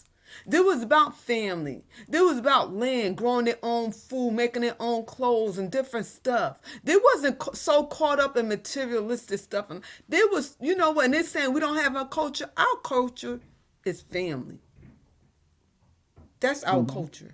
Family. Family. And you look at the old movies back in the days, it was all about family. The men be out there working, the woman, she make her bread at home, make sure the house is clean, the kids. That's our culture, is family. Go ahead. Let me tell you something, Sheila. You know, we have, let me tell you something. In Pennsylvania, we have 2 HBCUs. One in 1837, that's Cheney University. And the other one of the oldest ones is 1837. That's Cheney University. The other one is Lincoln University of Pennsylvania, 1854. Now, I was saying this again, and I must keep saying it until it resonates somewhere. And I know most of my sisters can understand this. In 1865, that was the Emancipation Proclamation. Right. So we were supposed to be free then, right? We were Go supposed to ahead. be free. But so prior to that, we weren't supposed to be educated. We weren't supposed to be we weren't supposed to learn how to read, none of that stuff. But guess what? In Pennsylvania and certain other states, we were graduating Black men and women. And in particular, and I just said it, 10, a lot of the colleges and universities were specifically just Black men. How, especially like A&T, in 1893 and so forth and so on. But 1837, and if you go to Cheney University, there's a picture of the first graduating class in the 1840s. And here's the thing, here these people had degrees, and that's why William Still, Pennsylvania, we had free Black people. They were owning and operating their own businesses, going back and forth, doing trade. They were doing a plethora of things. Yes, they were. A lot of folks were doing things underground. And I'm gonna also say this. Let me say this. For the light-skinned Black people that were able to pass for white, but they were really Black folks, because we had a lot of them. I have them in my family. Thank you, God. Thank you, Lord. Thank you for them. I ain't got no problem with them, because I love them dearly. Because interestingly enough, they were able to, because we all know white folks don't know, we know Black people when we see them, but the white folks didn't know who they were. So guess what? Some of our people, not all of them, but some of them did utilize that to their advantage, and they bought things, and they were able to charter various counties in the South. They were able to get businesses and gain access to resources and things that, of course, if you were of a darker melanation hue, you would not be able to do that. So guess what? We have a lot of those people that did that. They founded colleges and universities. They founded the various churches, and guess what? We were able to build around the Reconstruction time. They say that was the biggest and the baddest and the best time. Interesting for Black folks. There was a lot of things going on, but we were doing it. We were building and creating things by hand, creating new counties, creating new villages, creating new everything. Of course, we all know about the Black Wall Street. There were several Black Wall Streets, not just one. There were several of them. Okay, and we were doing the doggone thing. People, white men and women, were coming to Black towns to get loans from the banks in these in the Black Wall Streets. So let me say this to those people that don't think Black people was doing the doggone thing at one time. Yes, we were. Okay, and you can't. We had those people that were the in the undergrounds and the various civilizations, using some of their prowess to get and ascertain certain things for Black people. They were out there doing the doggone thing. My grandfather was in the military. Then he came back from World War II. He went and as he was able to get a certificate to go to North Carolina A&T for free. Okay. He went to North Carolina A&T and became and taught some of the young men. After he graduated, he became a professor, and he started teaching. He was able to acquire land, and he built the house that is still in North Carolina. He built that house for my great grandmother. So the bottom line is that, and he also he then started working as the Red Cap. I don't know if y'all know about the Red Caps. Those were the ones that were working for Amtrak, and they were the brothers that would, with the luggage and then load the luggage on for the people when they was going different places. Right. And they had the Red Cap. It's a whole society of them. Interestingly, the red hats, the red caps, and all kind of societies going on. We have a lot of great people that have been doing things. It's a lot, because even up here we had the Black soldiers with George Washington. So at the end of the day, when they're talking about our culture, America was made off of we contributed Blacks. Our Black males. So at the end of the day is it's a lot of stuff that right, Catherine, right here in Pennsylvania. We must be a powerful people, because they're trying to erase our history and a lot of stuff. So at the end of the day is I'm not getting caught up in the war gender. I'm not, because I have a grandson, and I really, really knowing that when you having kids and grandkids this time of year, They got to be in competition because now everything is bilingual. So we teach them Spanish. Yeah, come on. So That's right. so it's a lot of stuff that I can't get caught up in this um with Gender a war crap cartoon that is not character. even based on Yeah, you anything know. with any Yeah. substance. Nothing. It's about people who are angry at their unfortunate situation with their own parents and or grandparents, and they have not fully come to grips with it. They haven't gotten a therapy for it. But I am here to say this is 2022. Anybody have problems with their parents and grandparents and the situations thereof, go seek some therapy, because we cannot continue to bring this stuff into the fold for our generations to come, because we are already deemed as being behind in certain circumstances. We cannot afford to keep this stuff in our heart and then have competition amongst each other when we're damning each other every day, and we are competing, trying to compete, won't listen to each other, thinking that we haven't been around, thinking that people haven't been at the table. I always say, if you're not at the table, then you're on the menu. Right. And don't get it twisted. We all fight the beast. We all fight that same beast. And I'm not talking about a white man. I'm talking about spiritual wars. So let's not get it twisted. I'm talking about there's some bigger enemies that we have. That's right. Okay, and we all have mixed genealogy. So let's get it together. Right. All right, I wanted to chime in, but we had two guests on the panel that didn't get a chance to chime in on anything. Medina so just gonna sit there. She's not gonna really say anything. Medina, you want to say anything? Because I think. Hey, she Medina. No, go ahead. Jack Spade. Okay. Oh man, I thought maybe I was gonna have a break there for a second. Okay. So I'll break it down like this. Go ahead. Because I'll go full blast, but I'm trying to be nice. So one of the things that Be nice. I try to Don't be explain nice on our one- behalf. one- Because this one of is the real things I talk tried- right here. This is the real sector, so we keep it real. Okay, so one thing I tried to explain to my son, this is when he was in his 16, 17, I believe. I explained to him the reason why I pursued a well-paying career was not for me to have a big house or have a fancy car or anything of that nature. It also tied into why I was very specific about getting the heck out of Brooklyn, getting the heck out of New York City, was because if I had if I had a child or children, I wanted them to be able to be exposed to a different lifestyle than what I had seen growing up in New York City. And I had always knew that there was a world outside of what I saw in East New York section of Brooklyn. There was a life, there was a world outside of all of New York City that out of fairness, if I had the tools to be able to experience it, I had no excuse why I should not be allowed to experience it. So I explained to him that is the reason why I pursued the career I did, and I tried to stay in that career and try to keep us at a social economic level. So a lot of times what I hear is what the lower 1/4 of Black America is doing.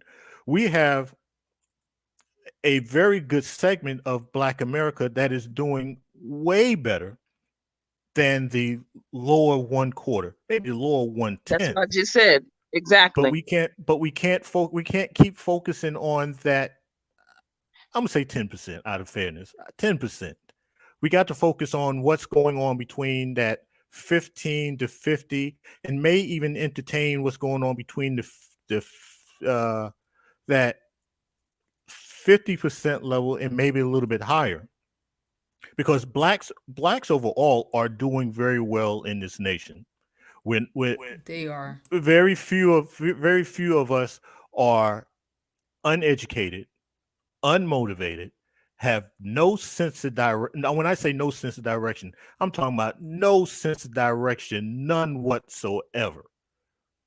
Maybe some of our thoughts may be a little skewed, but overall it doesn't affect our ability to strive and and move forward and stay forward. And I think that's what we need to focus more on than the fact that what the ain'ts ain't doing. Because no matter how much you get in there and you try and preach and holler and get on soapbox with the ain'ts ain't going to do it until the ain'ts decide that they want to do it. So why can't we just focus on the people who are actually out here doing it, have all the good intentions of doing it, and have the results to show for their efforts? And Absolutely. Some of us are. We doing both. But Yeah. meanwhile, we don't want the ones who do have that potential and they're not being taught about generational wealth, about college, about education, about competition out there in the real world stuff. We don't want to leave them behind either, Jack. But all of that starts at home. Generational wealth. The biggest. I'm trying to find a nice word to say it. The biggest BS about generational wealth is we're not focusing on what actually generational wealth starts at. It starts at trying our best as parents to try to instill the best basic education standard that we can for our child or children. That's where generational wealth starts at. It sounds good that you have something to leave to your children, but if you can't leave anything to your children, you still want them to be able to get out here, be the best person that they can mentally and financially, but also have the ability to instill the same within their child or children if they decide to go that route. That's where generational wealth actually starts at and is more important than leaving money or property behind for your children. Because money and property can be lost, it can be taken away from you. But one thing you can't take away is the sense of pride, sense of purpose, and like I said, a basic education to build on top of. Because if you don't have a grasp of basic education, I don't care what kind of college you go to, you're going to struggle, and you may not even graduate because you don't have the basics to build on. Again, Jack, you could have a child, and I don't care what statistics say, because at the end of the day, it's all in God's hands. You could have a child who came from a home, the mother was on drugs, the father was in jail, and they had determination, real smart kid, but their mother not really giving them the care at home. And that child could be good in school, graduate, get a scholarship, and all that. So that's why we don't leave no child left behind, Jack. You understand what I'm saying? But that goes back to what's his name? Ben Carson. He's as long Again, said that God, please. again, Jack. Again, Jack. Wait a minute, let me finish, please. Okay. He long said Ben that his Carson. mother was illiterate. And the thing was, he understood how his life could fail if he didn't at least attempt to get some type of education. Now, after everything is said and done, we all know he went to college, he went to medical school, and he had this great career. But the facts of the matter remains that he and many other people understand that from what they see around them, there is a life, there is a world beyond that. And it's better for them to try their best to figure out what piece to put together and try their best to move on beyond that. Going back to what I said about growing up in New York. I'm a proud New Yorker. I'm glad I experienced the goods, the bads, and differences growing up in New York City. But I knew that in order for me to be able to achieve the things that I wanted to achieve, not only for myself, but a potential child or children, and if I decide to get married, that I needed to get the heck out of New York City, because maybe those things that I was looking and grasping for would be somewhere else in the United States. I didn't believe at that time I could make it happen there. And that is something that we need to really start focusing on, is more of the not looking at how bad the world is, but what can we do, and do we have that it to take those steps forward? public school system is what's going to be. I was partially educated in the New York City public school system, and I could tell you now, back in the 70s and early 80s, it was atrocious, and I know good and damn well it has gotten even worse. But we can't blame it on the school systems. We have to go back and focus on what in the heck is going on within our households from the day that that child is born until the child makes it to 18 years of age. And again, and I'm glad you brought that up because a couple of weeks from now, I'm gonna have my uncle on here. My uncle's 70-some years old, and real smart, educated. He was an A student, and back in the 50s, cause there was my grandmother left New York. I mean, left North Carolina and moved to New York, and they was raised in the Bronx, and they would look for the smart kids and tell them how their career gonna be, because he an engineer, and he was saying back then in the 50s they were doing that when he was going to school, and it was him. I said, and I asked him because I talked to him and stuff, and I said, I would like to know how many smart kids was in your class, and then what race was that? He said, and how many kids? He said there was about 15 to 20 kids. It was him and a Caucasian guy. And they would battle each other on who was the smartest. And he was the smartest. So, and he didn't have to study now. He was just like book smart. And they would come every month and look at my uncle and follow him, and tell him, back then they didn't have no counselor. They just had people that, see where they was at education. They were looking for the smart kids because they needed doctors, they needed lawyers, engineers, and different stuff like that. And he was one of the top educated black kids in his grade, and they're still doing it. So again, my grandmother ain't go to college, but she taught her kids about education. Mm-hmm. And if they want to be something in life, they need an education.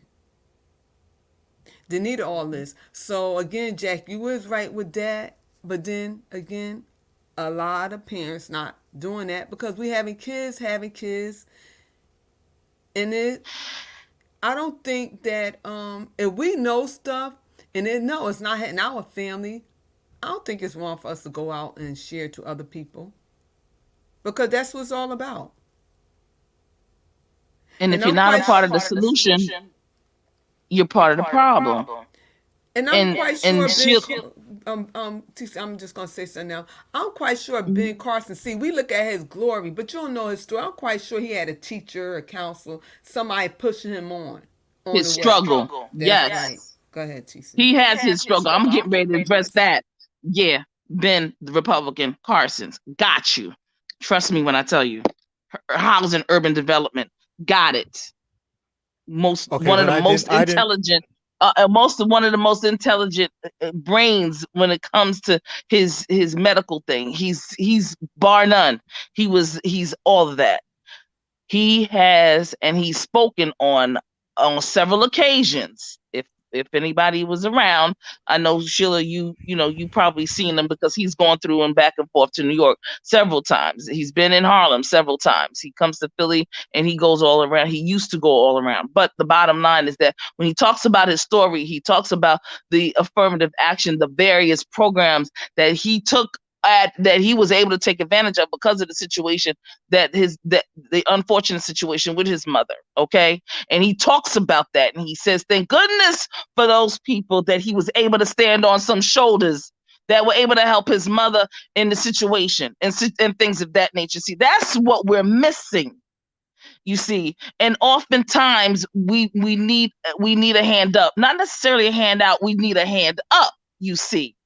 And we look at it like, oh, well, it's just the parents. Let me tell you, it takes a village to raise a child. So I'm going to tell you just like this. I know somebody right now, 2-parent home, they both graduated from Hampton University, doing existentially very well, have 3 wonderful daggone children. And the last child is in the last year of college. And they're like, oh goodness, TC. And I'm like, listen, I told them I got a scholarship for you. I know exactly where you coming from. Okay. Luther Vandross mama has a scholarship out there. Okay. And I said, I got you, sis. I got you. Cause it's hard out here. Okay. Even for two parents. So I can only imagine what one is struggling with. Okay, that's why when we go into this judging, well, the mother, she should have done, everybody should have done, everybody could have done, everybody could have done, but you just, it's not easy. Okay, it's not always that easy. Parents don't always make the right decisions. People don't always make the right decisions. But you know what? If God can forgive, if God loves us that much to forgive us, and then we need to stand 10 toes down and be like, you know what? Let's help the person out if they're willing to accept the help, if they want the help, if they're asking for the help. And that's just the bottom line. I find too many of us are always in judgmental mode. They not this, and my mama that, and she ain't do this, and you don't know what your mother's struggles were. You don't know what demons were following her. You don't know. None of us do. And it's a daggone shame. And those people who are talking like that, I swear to freaking goodness, I don't want to be nowhere around when it comes to hit them, when that karma comes to hit them, talking about their mamas and their grandparents like that. Yes, we all might have wanted to do some things different, could have had a lot of things done different. Absolutely. And don't get it. Everybody, sometimes people say, somebody said to me, oh, you think you better because you had a perfect life. No, Negro, I know I did not. That's a daggone, you know why? I don't go around blaming. I don't go around and be unappreciative of not only the people, the mentors that I had. When I wasn't doing well in school and my 5th grade teacher came to my house and said, listen, your daughter isn't doing, and here, you go over this with her and things of that nature.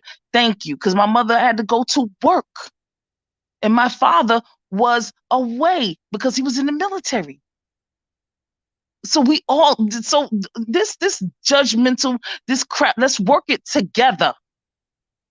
And we can all work it together. Even if you just give somebody a nice word, say, you know what, you can do it. It's going to be okay. Listen, there are resources out there for you. Pray about whatever people want to say. Give somebody a good word. Stop being so judgmental and I'm from East New York. I get it. East Flatbush, East New York, PS 91, get it. I don't care nothing about doxing because I'm grateful for my daggone education. Love my education. Mahalia Jackson, I love my schooling, and I love the people, the Black people that looked out for me. All of them. When my mother wasn't around, because my mother wasn't around 24/7, I was out there doing things I didn't need to do. But guess what? Let me tell you, some of them old biddies that was out there being nosy, they was being nosy on, and thank goodness, because I stayed out of a lot of trouble because I didn't know where it was coming from. And I was like, what the heck on? And I wanted to touch on that. Get it together, y'all. We have a rich history. We have an awesome history, and I'm not gonna say that I'm gonna leave the 10% behind, and I'm just gonna work with the next level up. No, whoever comes across my path, whoever the Most High has come across my path, and they ask me a question, if I can help, I will.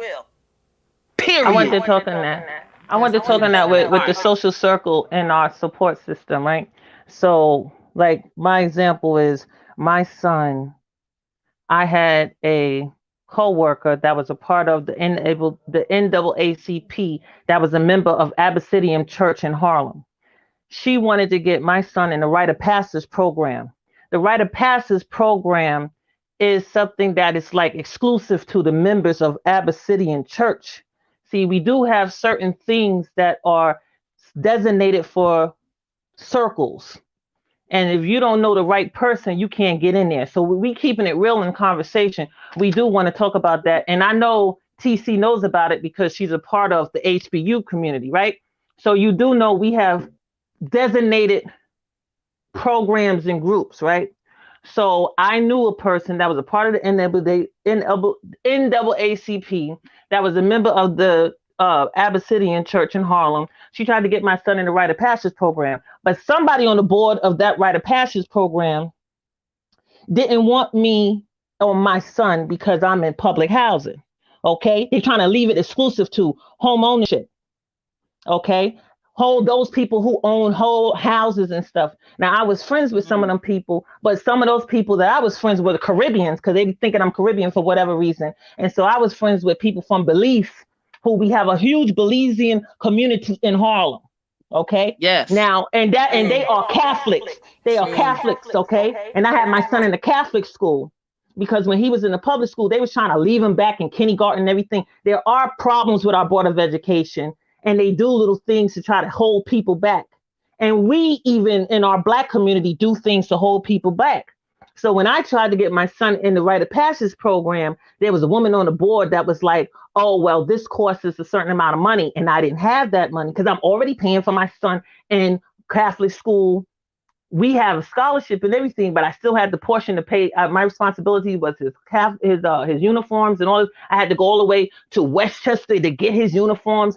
There's a lot of little things trying to keep him in a certain circle that it also includes money, financial resources, right? It can't just be just the people that you know. You also got to be all about that scholarship and making that money move. And people that do operate in circles know that. Because I couldn't get my son in the Rite of Passage program because this woman was deeming me a problem because I'm a single mother and I'm in the projects. So she didn't want me or my son. That's a problem with these coon people in these positions. Exactly. Don't want nobody to get nowhere. Now then, when I was in Catholic with the Catholic school, I'm trying to move my son into Mount St. Cardinals or whatever. It was the Catholic school in the Bronx. Oh, everybody supposed to be connected in that. And it's like Black excellence. Everybody's a part of the brotherhood. And a lot of Catholic schools deal with the brotherhood. Everybody's going to stay connected, okay? But if you don't have a father or grandfather that was already in that school, they're not letting you in. And that's a very strong Caribbean school. That Catholic school, strong Caribbean people up in there. And I wasn't Caribbean. But you got to know how these things are do. They cut off people. They got these little cliques and they stay strong. And if they don't know you and they don't know your people, you're not getting in. And that's a reality that we have to go through. And when you try to make moves with certain cliques and circles, as Jack was saying, whose circle, I know about circles.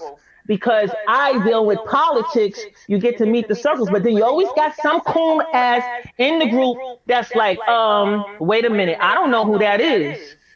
You know, and they start researching you. And don't be in the lower part of the community. No, they knowing that people trying to get up. And that's why I will go with the white man all day. Okay, Red Wings? I do not only go with Black people because Black people they do their little stinky stuff. Once you start getting up with them levels of the NAA snooty ass P, they are very snooty there. I have met many people with the NAACP, met people in the NBA. Okay, I've been with some big dogs, baby, and I'm telling you, they are snooty as hell. And if you don't got the right money, they don't got no time for you. So yes, I do care for our Black people, but I am into the multicultural pot. I ain't got no time for just Black because these people are snooty. I don't like it. And I like how you said that, 12, too, because the people at the boards and stuff, and like I said, just speaking up, you know, having them open and up that's those doors why, and different things. Go ahead, TC. and that's why I was saying to Jack that we cannot disregard a certain, we can't disregard anybody, period. And if you heard me when I said that, 12, I said that specifically because I see the same thing, even in and amongst some of the circles in which I am around. I deplore that kind of mentality. I don't like that kind of mentality. Howsoever, anytime, as I see it spiritually, anytime somebody, a family, a child, a mother, a grandmother comes past my path and a question is asked, it is for a reason.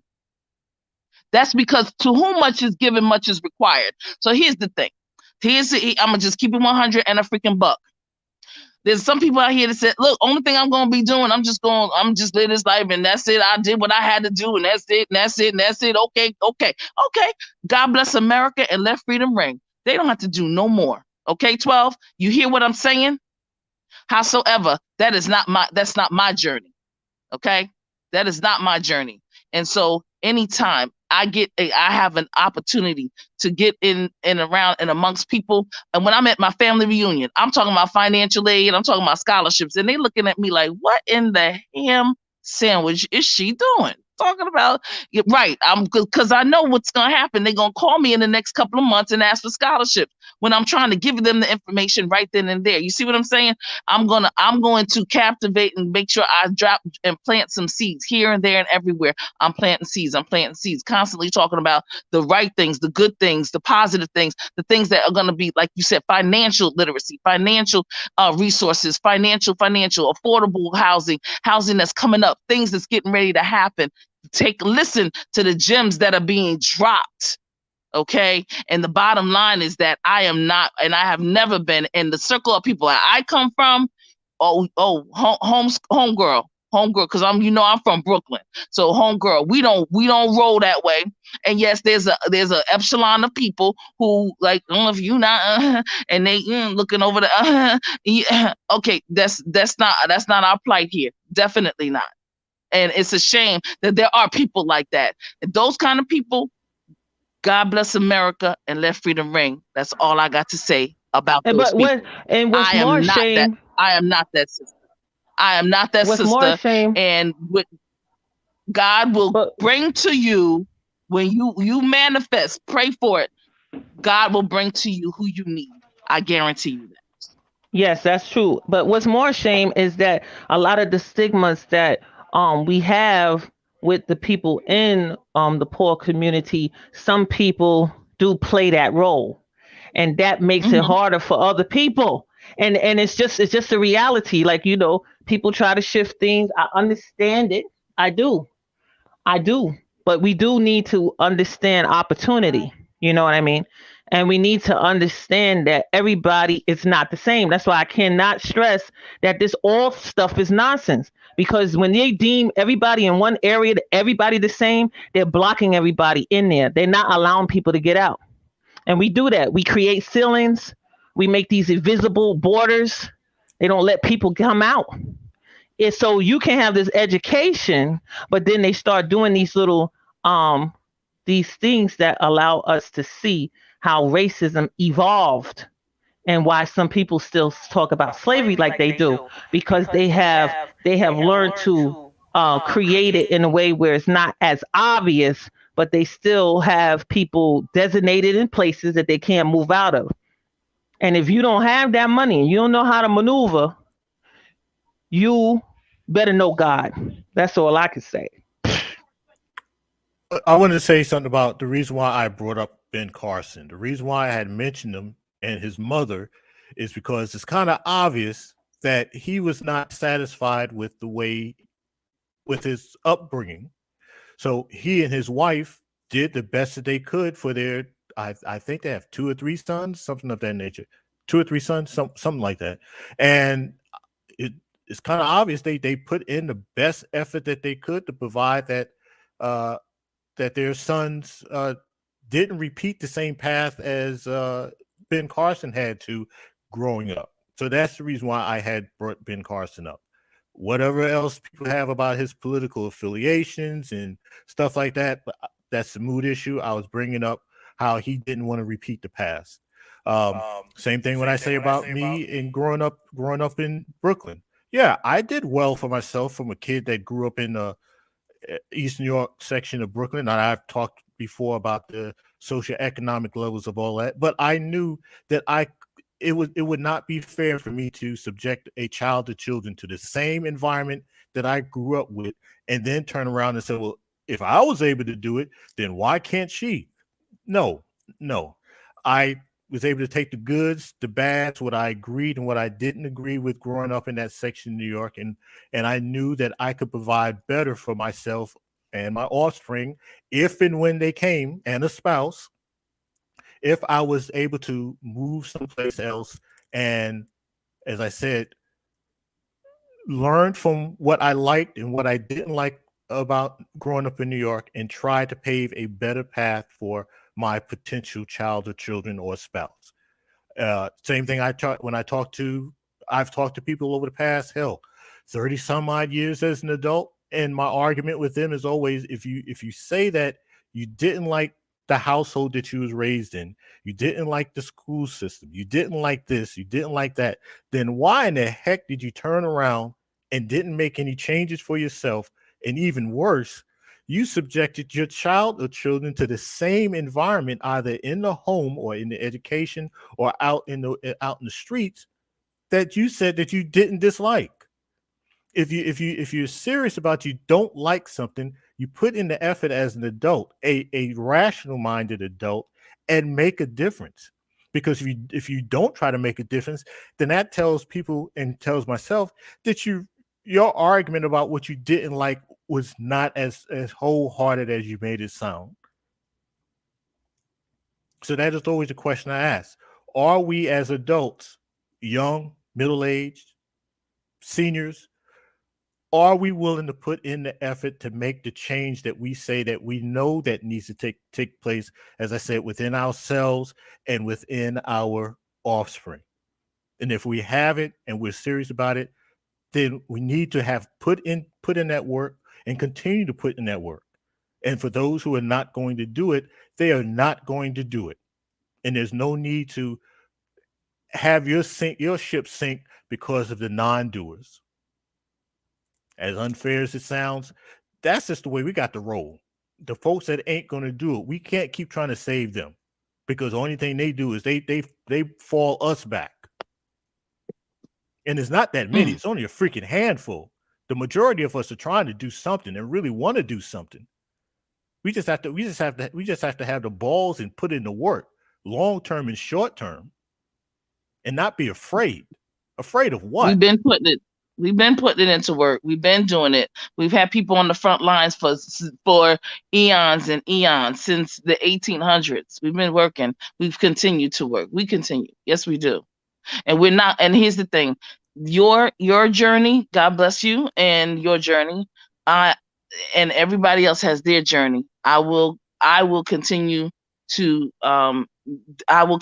manifest a particular kind of rapport with whoever the Most High puts in front of me. And oftentimes I get tired and I said, Lord, please. But you know what?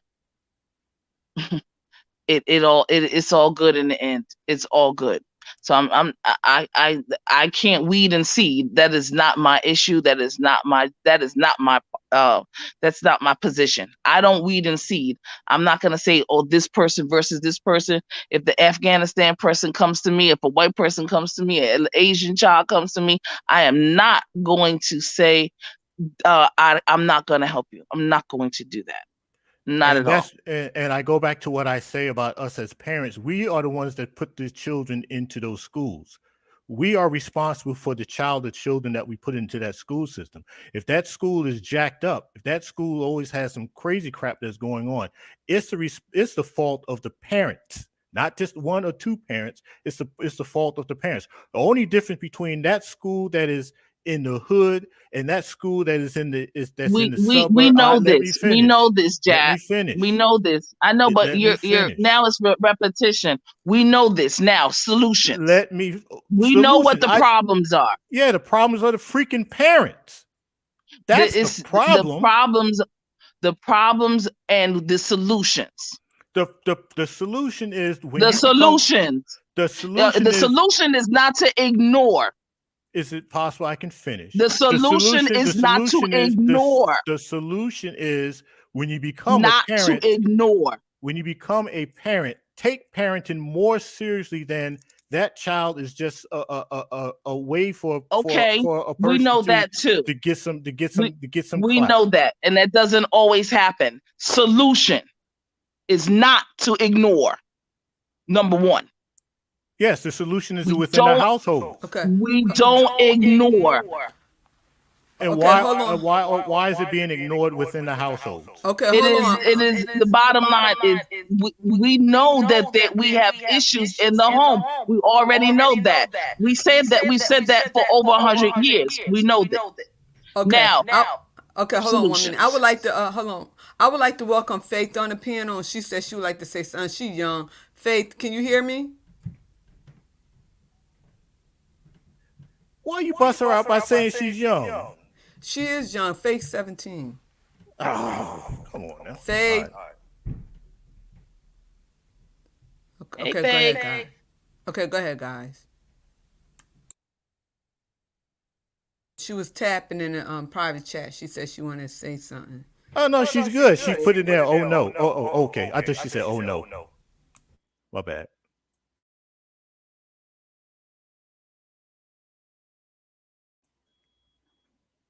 Okay. So do you have anything to say, Faith? Okay, that was she. Okay, go ahead, guys. So yeah, like I said, the solution is with the individual parents. Now, whatever the hangups and headaches that they got, the individual parent or parents, they have to work on that within themselves. You can't sit up there and say they put a half tush effort into preparing the child for school, and then when the child is screwing up, then start trying to blame the school systems. No, it's not.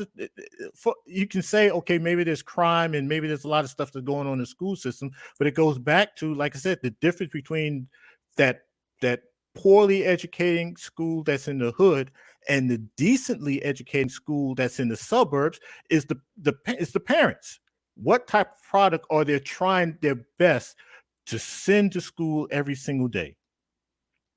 That is what we need to address, and that's what we need to be honest about. The schools only become a school to prison pipeline if the parents allow it. If the parent damn near encourage it to operate in that system. You right. You right. You want to say something, Faith? I just want to say hi. How you doing? Miss Dovie was over here, but she didn't stay. Something was wrong with her computer and she dropped off. Right. You know your camera on. Yes, ma'am. I know. Okay. So you can stay on the panel if you want to. Okay. Okay. Anything else you want to say or no? No. Okay. All right, guys.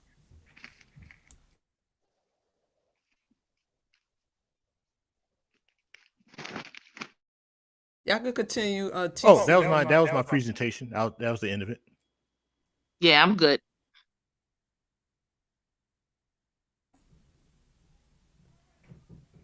I was on the phone. So what y'all said again?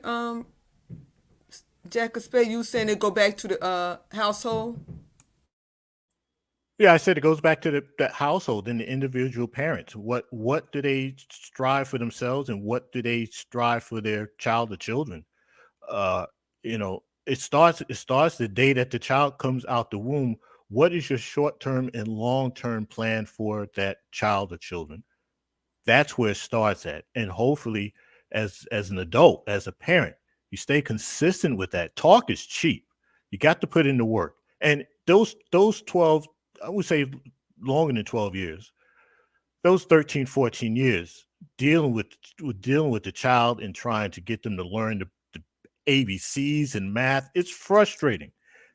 And then when you start dealing with the school administration and the teachers, where they're basically trying to pull the children in one direction, and sometimes you find yourself working in another direction. It's tiring. I've been there, been there, done that, which is why a lot of times I say I'm glad I only had one child, because there ain't no doggone way in the world I believe I would have lasted with the second or third child, dealing with the public school system and even dealing with sometimes the private school system, because they got their own agenda that be going on. But the thing is, we as parents, we got to understand that, and we got to put in the work, and we have to fight for what we believe is in the best interest of our child or children and our grandchild or grandchildren.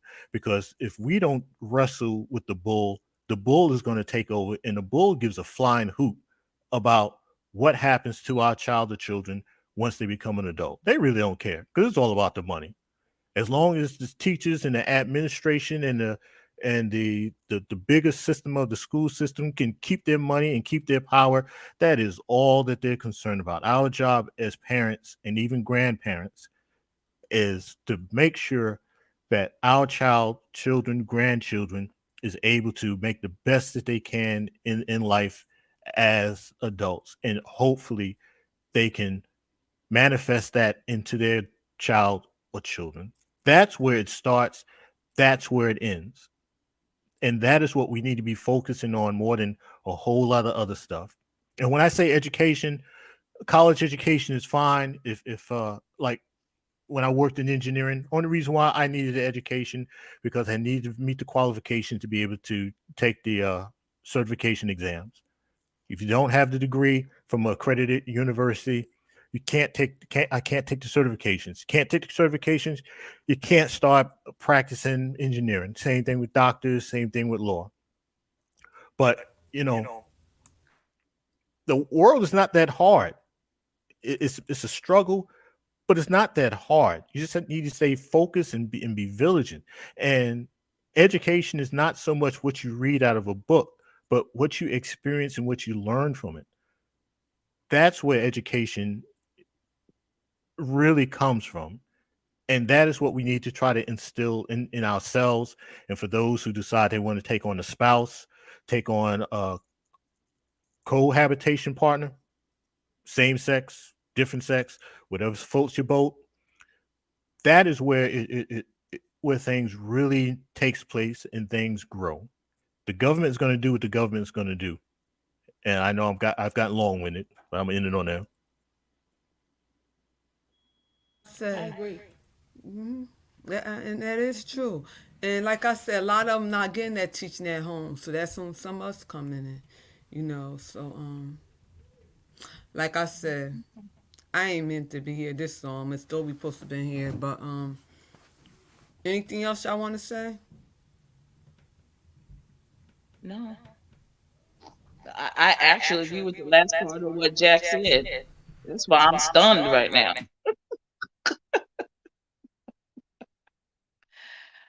Oh my God. Which part was that? The whole everything you just said. I totally agree with it. I agree. Yeah. And it's sad, but it's true though. Little stuff like that, just the basics. It start at home.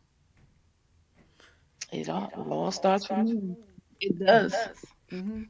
So that's also I'm bringing different ones on my panel.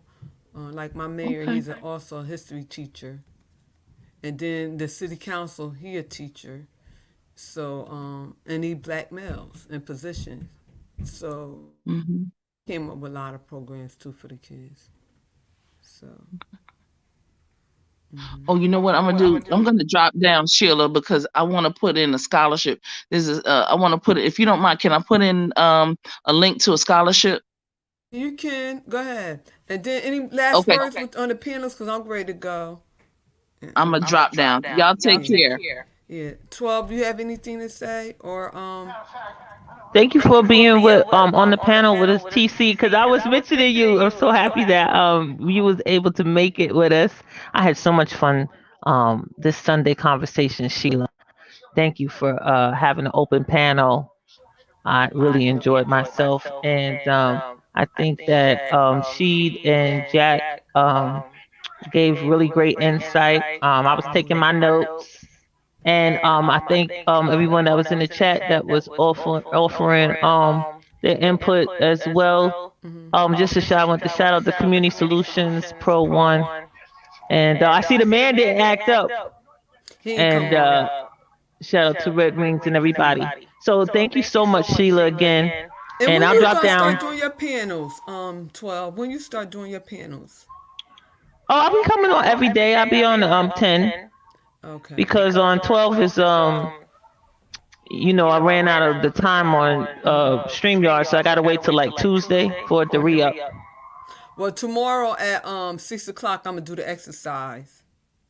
So I seen your little video in the trend where about people 300 pounds and over, and you doing your neck exercise and stuff. Yes, yes. I seen that. And I know when I get up, cause I like really working out at 5. But I'm, with my sister now. Yeah, So so you're an early bird. There's nothing wrong with that. yeah. Yeah, I So catch your replays. So again, everybody, have a great, great evening. And All thank you, right. Sheila. And thank you too. Faith, do you have anything to say? Oh, yeah. I am homeschooled. Like, on my school computer. Yeah, And, cause she in the 12th grade. Go ahead. yeah, and I'm about to go this year. Okay. So how you doing in school? How's your grades? They're doing good. Good. So what you plan on doing after school? Do you have a scholarship or are you going to college or Um, I'm going to college. And then, what's your I'm being major? doing, I'm going to be doing, helping pets out and all. I can't hear you. You said what? I'm going to be helping the pets out. Oh, okay. You're gonna be a pet. Veterinary. Okay. Yeah. That's nice. They need a lot of those because right about now they have a shortage. Even when it comes to grooming, the dogs. They have people want to get their dogs groomed. They have a long waiting list. Yeah. So I thank you for being on the panel. Dovie supposed to be here. She was here for a little while, and then she dropped down. Jack, you have anything to say? Yes, my final words is, ladies, do not get involved with a man in the military. Please. You're going to end up marrying yourself a major pain. He may be fair, firm, but he's going to be comical. Stay away from him. He's going to be making you doing push-ups in the bubble bath. Just stay away. Do not That's marry all right. I love a military exercise. man. All right, guys. Thank y'all Have for a rest of coming. your night. Huh? Have a rest of a good night. Yes. And I want to thank everybody in the chat for coming. And again, everybody have a blessed day. I know Jack a mess. And see y'all on the YouTube street. God bless. Bye bye.